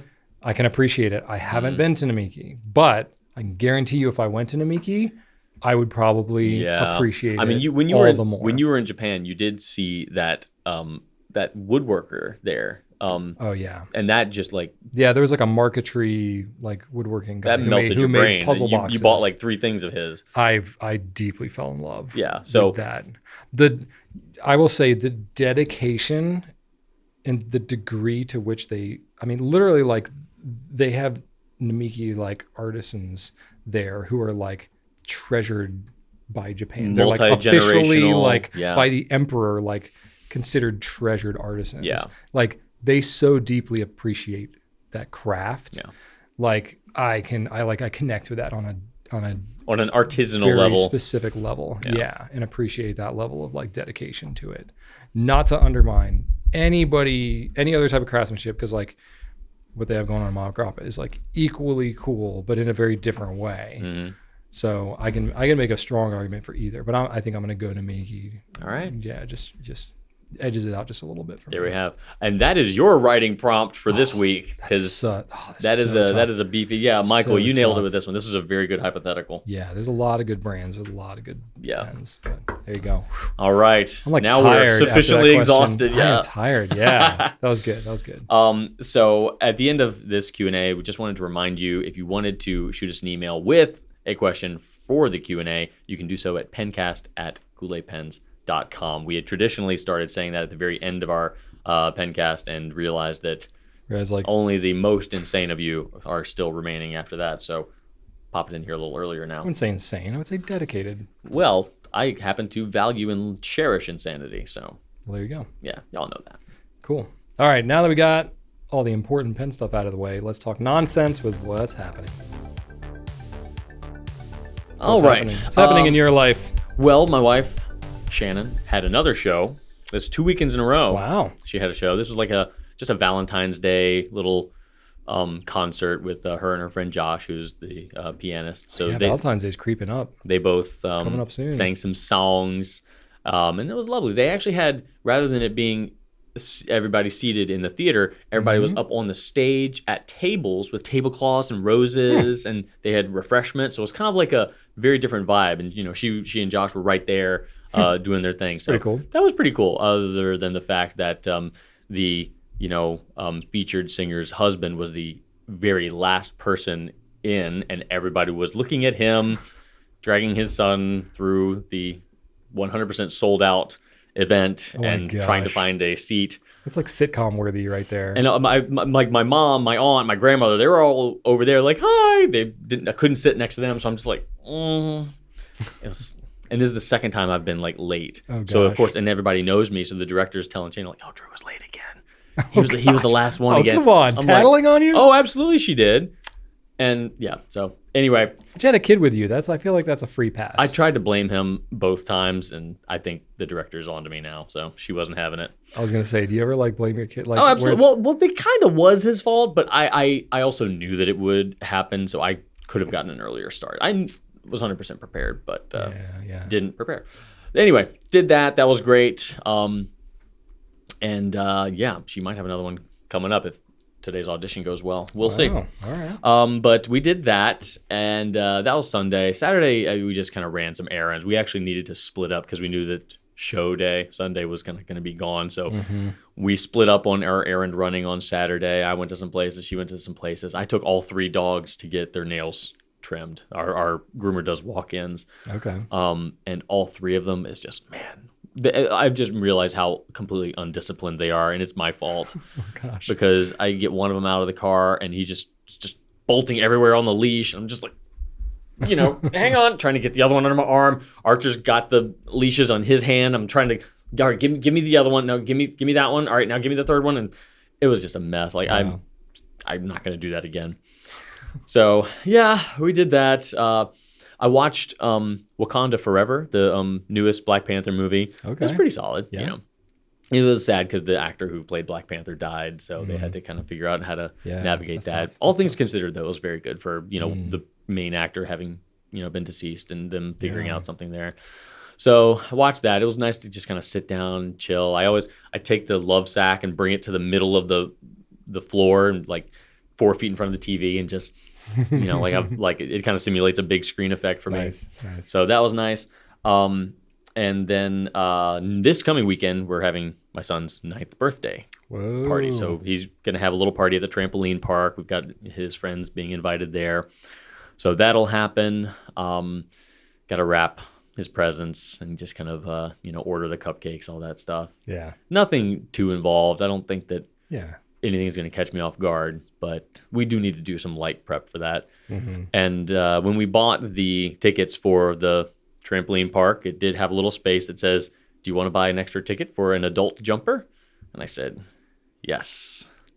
So I'm going to be... Are you that adult jumper? I am that adult jumper. All right. So I'm going to be doing that. Have you done that before? Or is this like the first time? I did it early, like years and years before Archer. Okay. So, but yeah, I'm going to be... it's going to be a different experience. I'm going to get one of those dodgeballs and Just gonna Yeah. wish him happy birthday upside the head. There you go. That's right. Yeah, I'm sure they'll appreciate that. Merciless. Yeah. No, but there's the one over in the West End is they have like an obstacle course there, like a Ninja Warrior sort of thing. Oh, wow. So I'm gonna get up all on that. All right. Mm-hmm. Sounds fun. Yeah, I'm gonna hurt myself. Yeah, it's going to be hard. 100%. I will get tired after 10 minutes. Yeah, I did it last time and I was like, I think the smallest, like I just did it like over my lunch break one day. I was like, I'm curious just to try this thing By out. yourself? No. Oh. Sam and I went. And Oh, did it. okay. I was just like curious, and he was like, "I'll try it." So I was like, "What's the smallest amount of time you can pay for?" It was like 30 minutes or something, and I was like, 30 minutes. I was like, "That's it," whatever. And then I think I jumped for 2 minutes, and I was like, "I think I'm done." Like this is like surprisingly hard. Yeah, as an adult. I've been trying to work out with my Meta Quest, and I downloaded a game called it's the New Zealand Les Mills Body Combat. It's like a kickboxing sort of deal. So I'm just you're prompting that like I should know. Or I know. I'm just literally I'm just never whacking heard you, of this at all. It's like a it's a brand. Okay. But I did like I clicked on the 8-minute workout, just like, some uppercuts, some cross, some hooks, some jabs. 8 minutes is a long time, right? Most of them are like 20 minutes. Oh my gosh. I wanted a short one. Okay. I completed 3 minutes and 50 seconds before I was completely exhausted. Wow. I laid on the floor. Yeah. Like just useless second junk. I have since done the full 8 minutes, but I'm just like... It helps if you breathe while you do it, though. Yes. It's so hard for me to do that. I have to be so conscious about breathing. Every punch I have to go like it's so hard for me. I took a Muay Thai class one time, like a demo class. Yeah. And the instructor was like getting so frustrated with me because I would not breathe. Wow. I cannot, like if I'm concentrating, I'm just like, I close off everything. Wow. Don't breathe. That's why I get hiccups when I'm in the shower because I'm like concentrating too hard on like cleansing myself. I get out of the shower and I'm hiccuping because I was not breathing. While showering. Yeah, stupid. I just forget to breathe. There's literally something called the shower principle where you like have ideas in the shower because you are so not using your brain. I guess I use too much of it. I don't know. I'm broken. You're a special bird, Drew. I know. So another thing I'm doing is I have too many rabbit holes, Brian. I have too many hobbies.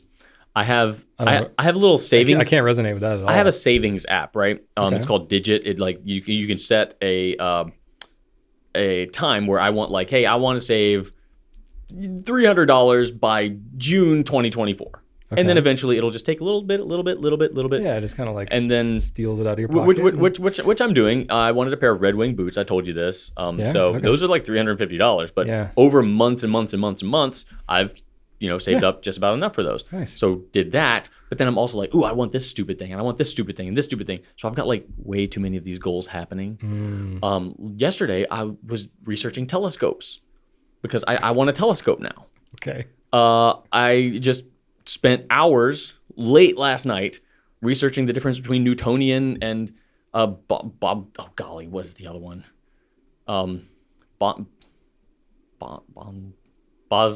Not Bosnian. Golly, I don't know.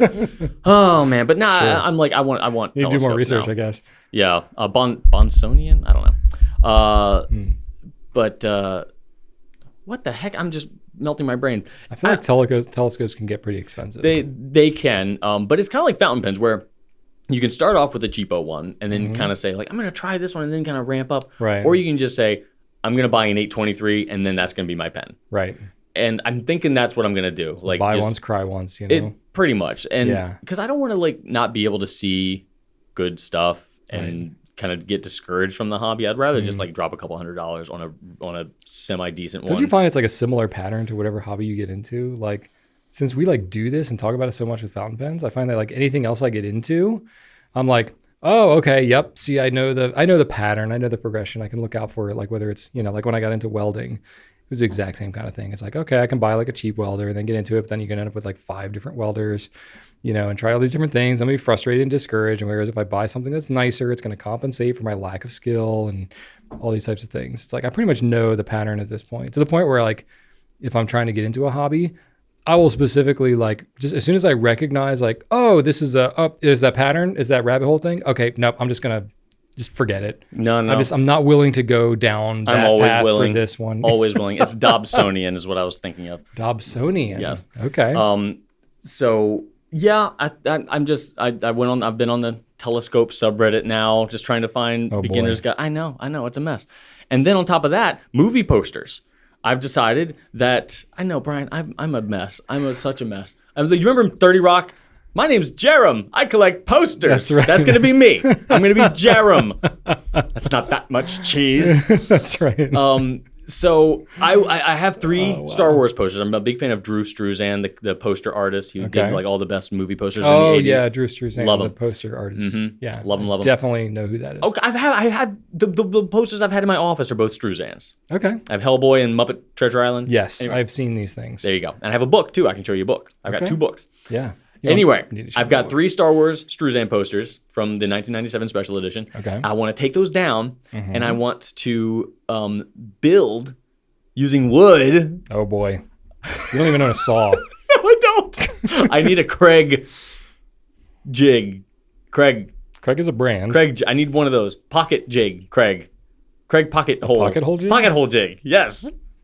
I have one I can loan you. I'm not there yet. I'll let you know. I have a spare one. I'll let you know. That you can just probably have. I'll let you know. So I need to build 2 frames, right? Okay. Line them with HVAC reflector, that aluminum tape. Yeah, that stuff. And then a bunch of LED strips. Okay. And then put a poster frame in the front of them. Have light boxes, like light up poster frames, like you would see on the outside of movie theaters. That's cool. Yes. Now the downside is that the frame you need on the front, the movie poster frame, needs to have a door on it, or like you need to be able to unclip it and load your posters from the front so you can alternate them, because that's what I wanted to do. I wanted to buy new posters and alternate them. Okay. Like maybe seasonal posters, put some Christmas movies up. And I mean, there's enough left like failing movie theaters. You might be able to like buy one. They're not cheap. I can imagine. The good posters, because they need to be double-sided posters. They need to be 1 sheet size, which are like 27 by 40. Which are larger than the posters you would buy at Target or whatever. Sure. And they need to be double-sided, so not white on one side.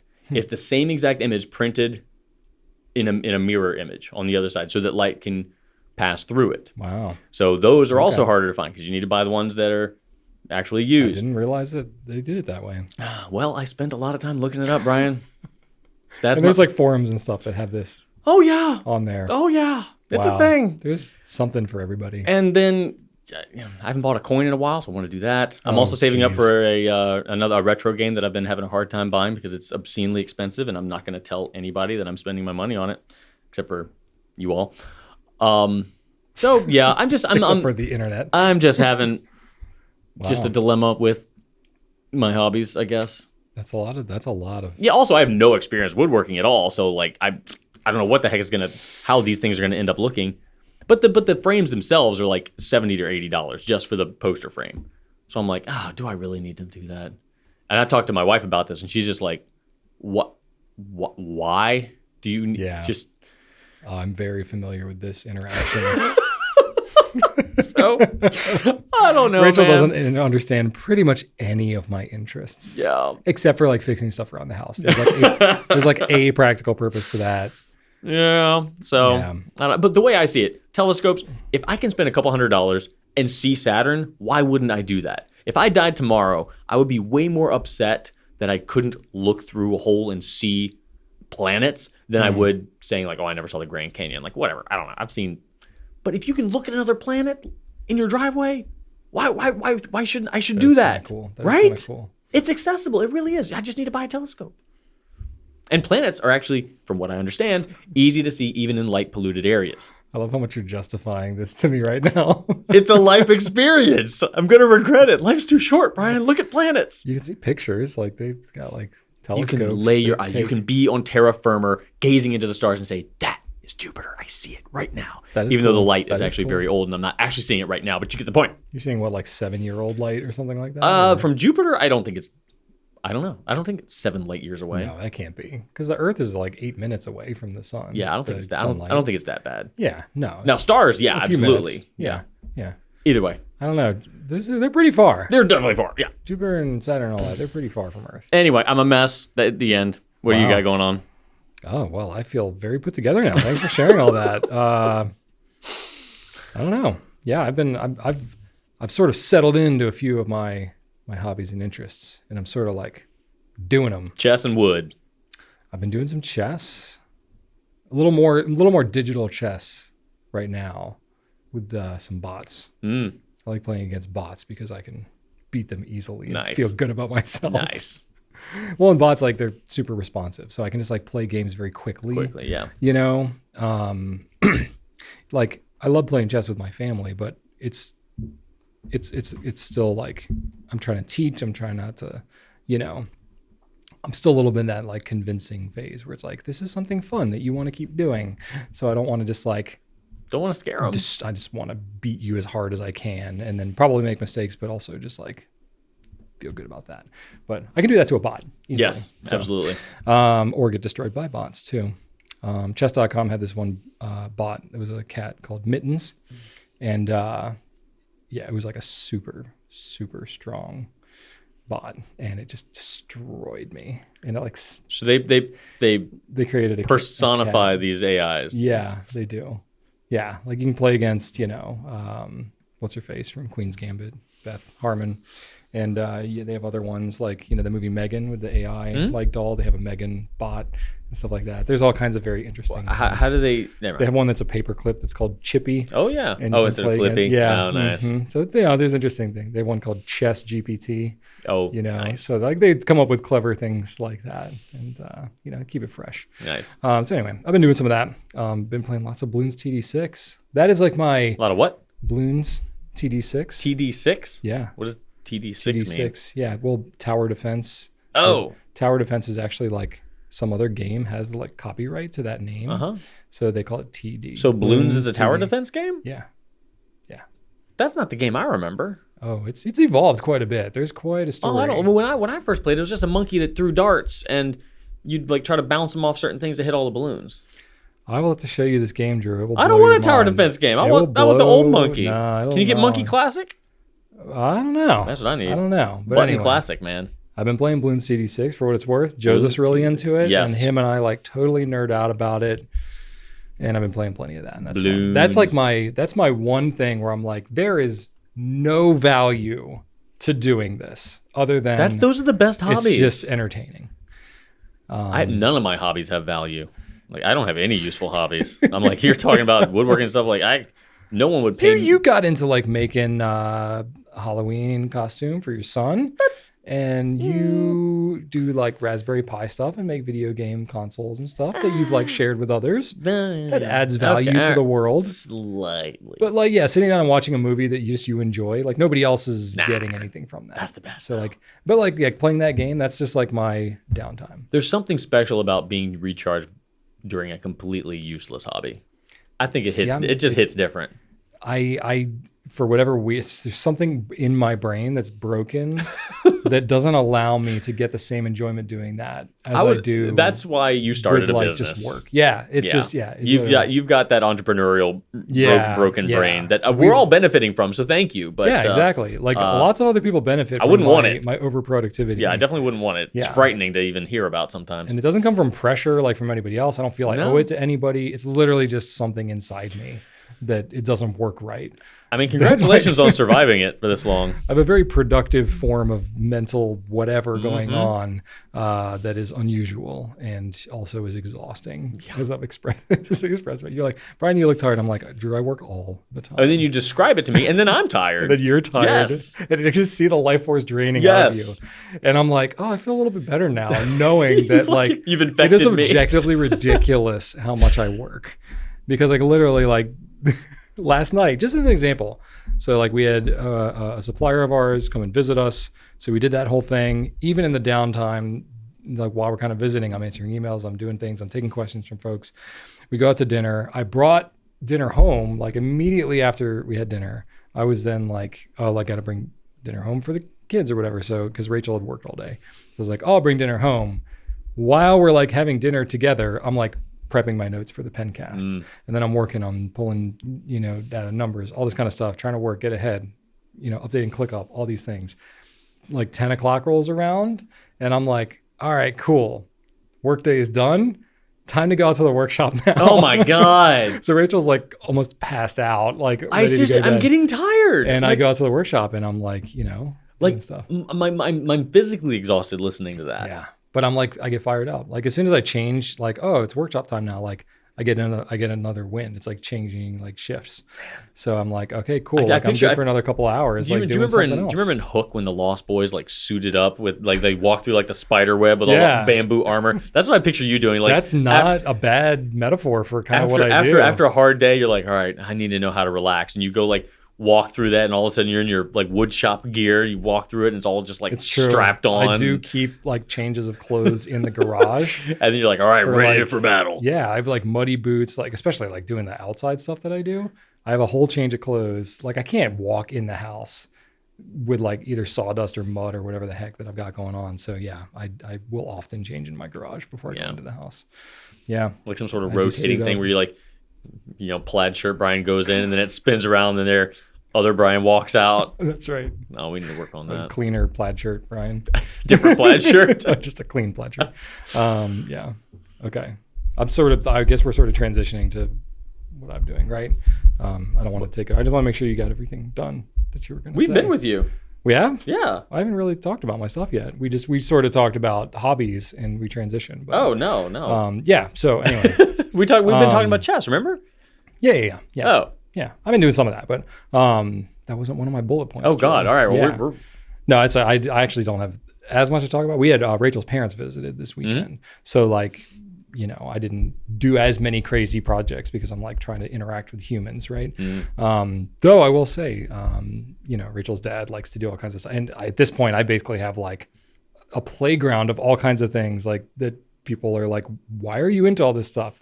When everybody comes to visit, I'm like, you want to weld? You want to do like wood turning? You want to like go out in the wood and chop trees down? Like we got all kinds of, you want to play chess? You want to do Rubik's Cubes? Or something? I'm like, we got all kinds of random things that, come along the journey of between, all the random stuff that I get into. So yeah, he was really interested because I had taken some trees down recently. One of the trees that I took down was a cherry tree, which most of the trees I have on my property are like crappy pines and hollies. Cherries, and I'm like, these are not really good. Yeah, so I had a cherry tree, and it was this disgusting looking tree because it had all these like weird growths on it, and it was like starting to die, and it was like getting to the point where it was like kind of like, I was like, has that tree moved another foot? Because I was like kind of like, Arr. And I've had several cherry trees that like as they age, they just sort of like before they fall over. So I was like, before it like completely like rots out and dies, I was like, some of those weird, disgusting looking growths that are on it, I was like, I know. I know what's in those. Burl alert. Burls, yeah. Burl. So I got natural burls on this cherry tree. And I was like, that's going to make for some good wood turning. Like I have time. But so I like cut all these things down, chopped them up, just like painted the ends of them so they don't dry out too quickly and split apart because then they're useless. So you got to keep them kind of green if you're going to do turning. And I just been kind of saving them. So like her parents were visiting. Her mother got really excited about something she saw on Pinterest, like making doll clothes. Like Ellie's got all these like whatever LOL dolls and whatever larger version of LOL dolls. I don't remember what they're called. LMFAO dolls or something, but whatever. That's not it. It's called something else that's equally clever. Like Rachel's mother is pretty crafty and she did a lot of like sewing and stuff. Like she made a lot of dresses and stuff for Rachel and her sister when they were growing up. I guess she saw something where you could like either use materials that were like pretty easy, like very no sew or no glue or like very limited sewing, to make like dresses and stuff out of either like socks or gloves or just other interesting, things with patterns on them. So they like went to the craft store and like got some materials and they just had a blast. Like, and it's like for Rachel's mother, like sitting down like with her granddaughter doing craft stuff together is like everything she could want in life. So she was loving it. Ellie was having a great time. Joseph was doing his thing, playing with Lego stuff and having a blast. And me and Rachel's dad, we went out to the workshop and he was like expressed interest in wood turning. Like I was really curious to see like how these burls would turn out and all that kind of stuff. And I was like, wood turning is something that is a bit of an indulgence because it's like, you're not often turning something where you're like, oh, I really need a bowl. Like you got bowls everywhere. Like it's really an artisanal kind of a thing that you're just like, well, I'm just going to make this kind of thing because I feel like making it. And again, this is my broken brain. That's like, yeah, I need somewhat of a more practical purpose for most things. But it was like, okay, well, like he really wants to do it. This is good, like time that he and I can spend together. Plus I really like doing that. I just don't do it as often as I, would otherwise. Cause I'm like, I need to take trees down or whatever. So we did that. We did a lot of wood turning this weekend, which felt really good because I haven't done that enough. And I was reminded of that. So we took this like really gnarly, and we'll show the pictures over here, but I got to show you just for context. Did you do any of that cherry burl? Pictures. Yeah, exactly. Nice. That's exactly what we did. So you cut into the burl. You got to see the. Yeah. Ooh, so you got to see the good stuff. This is what it looks like. Okay, that's not pretty. Which looks disgusting, right? And then as we started to turn it, so this is just rough turning. This isn't the final thing, but you can see just what the grain pattern starts to look like in there. And the grain is going every which way. There's bark in there, and this was like at the point where like the branches were kind of splitting off, which is called the crotch of the tree, which already gets really interesting looking pattern, but then it was a burl that was like growing within the crotch, which makes it really difficult to work with from a woodworking standpoint, because as it dries, the thing just wants to explode. Like the pressures and stuff that are happening inside of there are pulling in every which direction. So we had to be like pretty intentional about how we turned this thing, and even just like controlling the moisture release, because it's like trees are incredibly wet when you first cut them down. Like literally like water can be pouring out of the tree because, it's like the root system is working the capillary action of getting it to all the, the extended parts of the tree. But pouring out? Yeah, it can not literally dripping? No, pouring. It can be pouring out of there. Certain trees, yeah.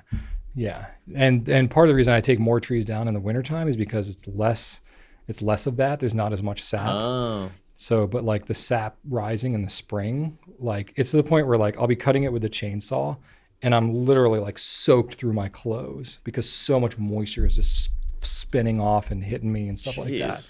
So it's not as bad this time of year, but like the wood is like basically like soaking wet. Yeah.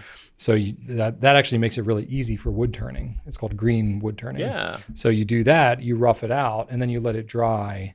And then once it's dried after a month or two, you then kind of turn it some more because it'll like warp and shift a little bit. Oh, really? As it dries. So this is a long project. It's a process. Dang. It's a process. But it was like, I was like, this kind of makes sense because like we only, sometimes we'll go visit her parents. Sometimes they'll come down. So they might come down once every few months anyway.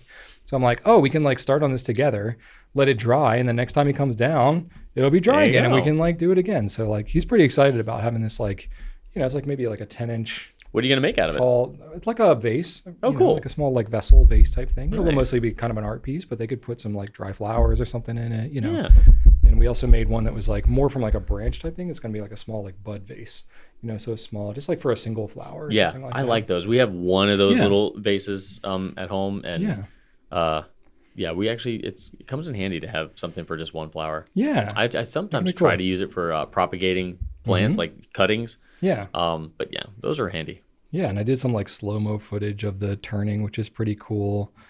So you can see like, oh yeah, it's like the chips are kind of flying that's so cool. off. Isn't that cool? Yeah, that's a big chunk of wood. Kind of shit. That was a big one. Yeah, that was probably like a 12-inch log. Dang. So yeah, but it was just just having a good time, just throwing some stuff on there. Man, it makes a huge mess. Wood turning is fun, and it smells like it's a cherry tree, and it's just in the air, and it's like, oh yeah, this is cool. That is cool. And part of the reason we did that was just so freaking cold on Saturday. And we're in Central Virginia. It's not that cold, not like the rest of the country. It was a little windy too, though. It was cold and windy, and I was like, this is just not where I don't want to be outside doing a lot of work. So we're in the workshop and had a really good time. So yeah, just having a good time. Just really nice visit. It was just a great weekend for that, and then the work week starts and it's just go nuts all week, having a blast. Yeah, it's already been a busy week. It has. It's only Tuesday as we're recording this, but it's fun. So yeah, really great weekend. That's what I've been up to. Fantasmic. Yeah. All right. Almost at the tail end of this thing. We got quick company updates here.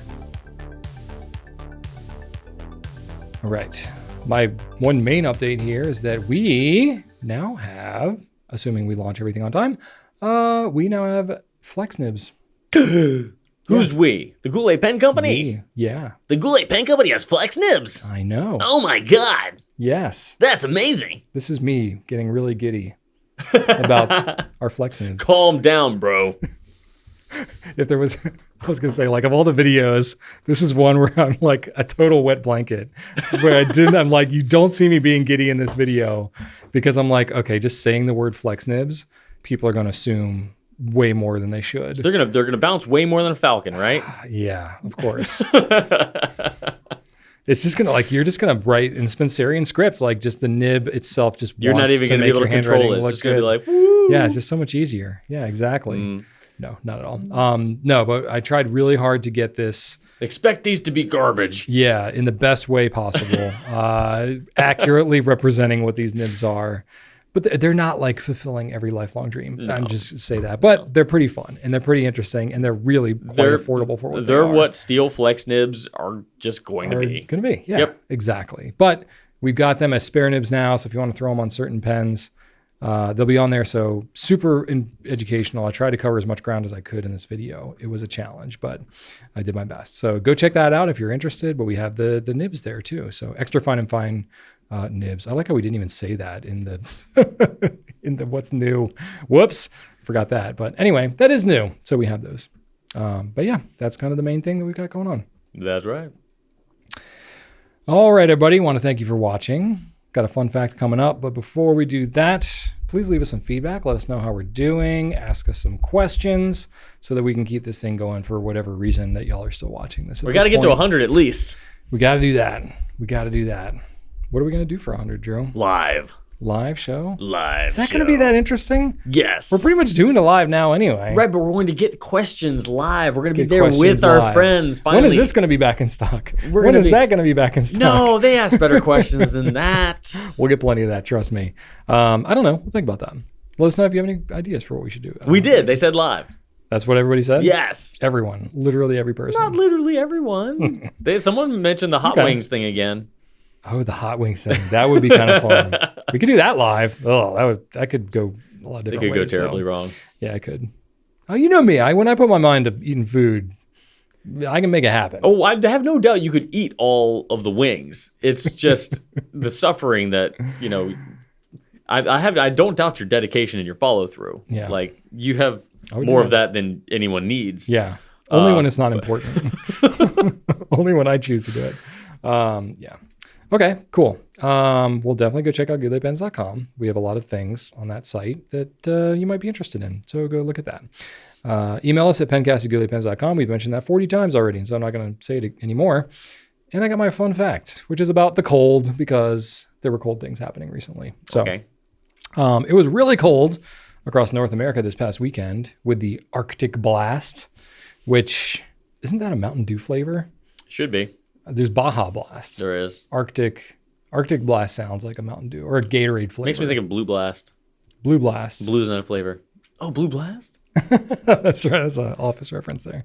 Anyway, on Saturday, February 4th, New Hampshire's Mount Washington overnight recorded a wind chill, which is how they measure the combined effect of wind and of air and how the wind feels to the skin. A wind chill of minus 108 degrees Fahrenheit or negative 78 degrees Celsius, which appeared to be the lowest ever recorded in the United States. The air temperature at the peak reached minus 47 degrees Fahrenheit or minus 44 degrees Celsius with wind gusts near 100 miles per hour.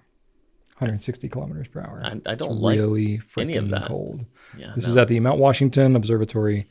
And then I was curious, the lowest natural temperature ever recorded at ground level on Earth is... Not including wind chill, just normal temperature. It wasn't specific about this. I think this is just not wind chill. Just lowest natural temperature ever recorded was negative 89.2 degrees Celsius, which is a negative 128.6 degrees Fahrenheit. This was at the then Soviet Vostok Station in Antarctica on July 21st, 1983. So that's pretty freaking cold. But it got fairly close to that in New Hampshire this weekend, which is kind of ridiculous. Jeez. Like literally it was to the point where trees were exploding because the sap inside of the trees was freezing. I've heard of that happening. That's terrifying. That's really, really, really cold. No, that is. And that like is- they had what I forget what they called them, like chill quakes or something like that.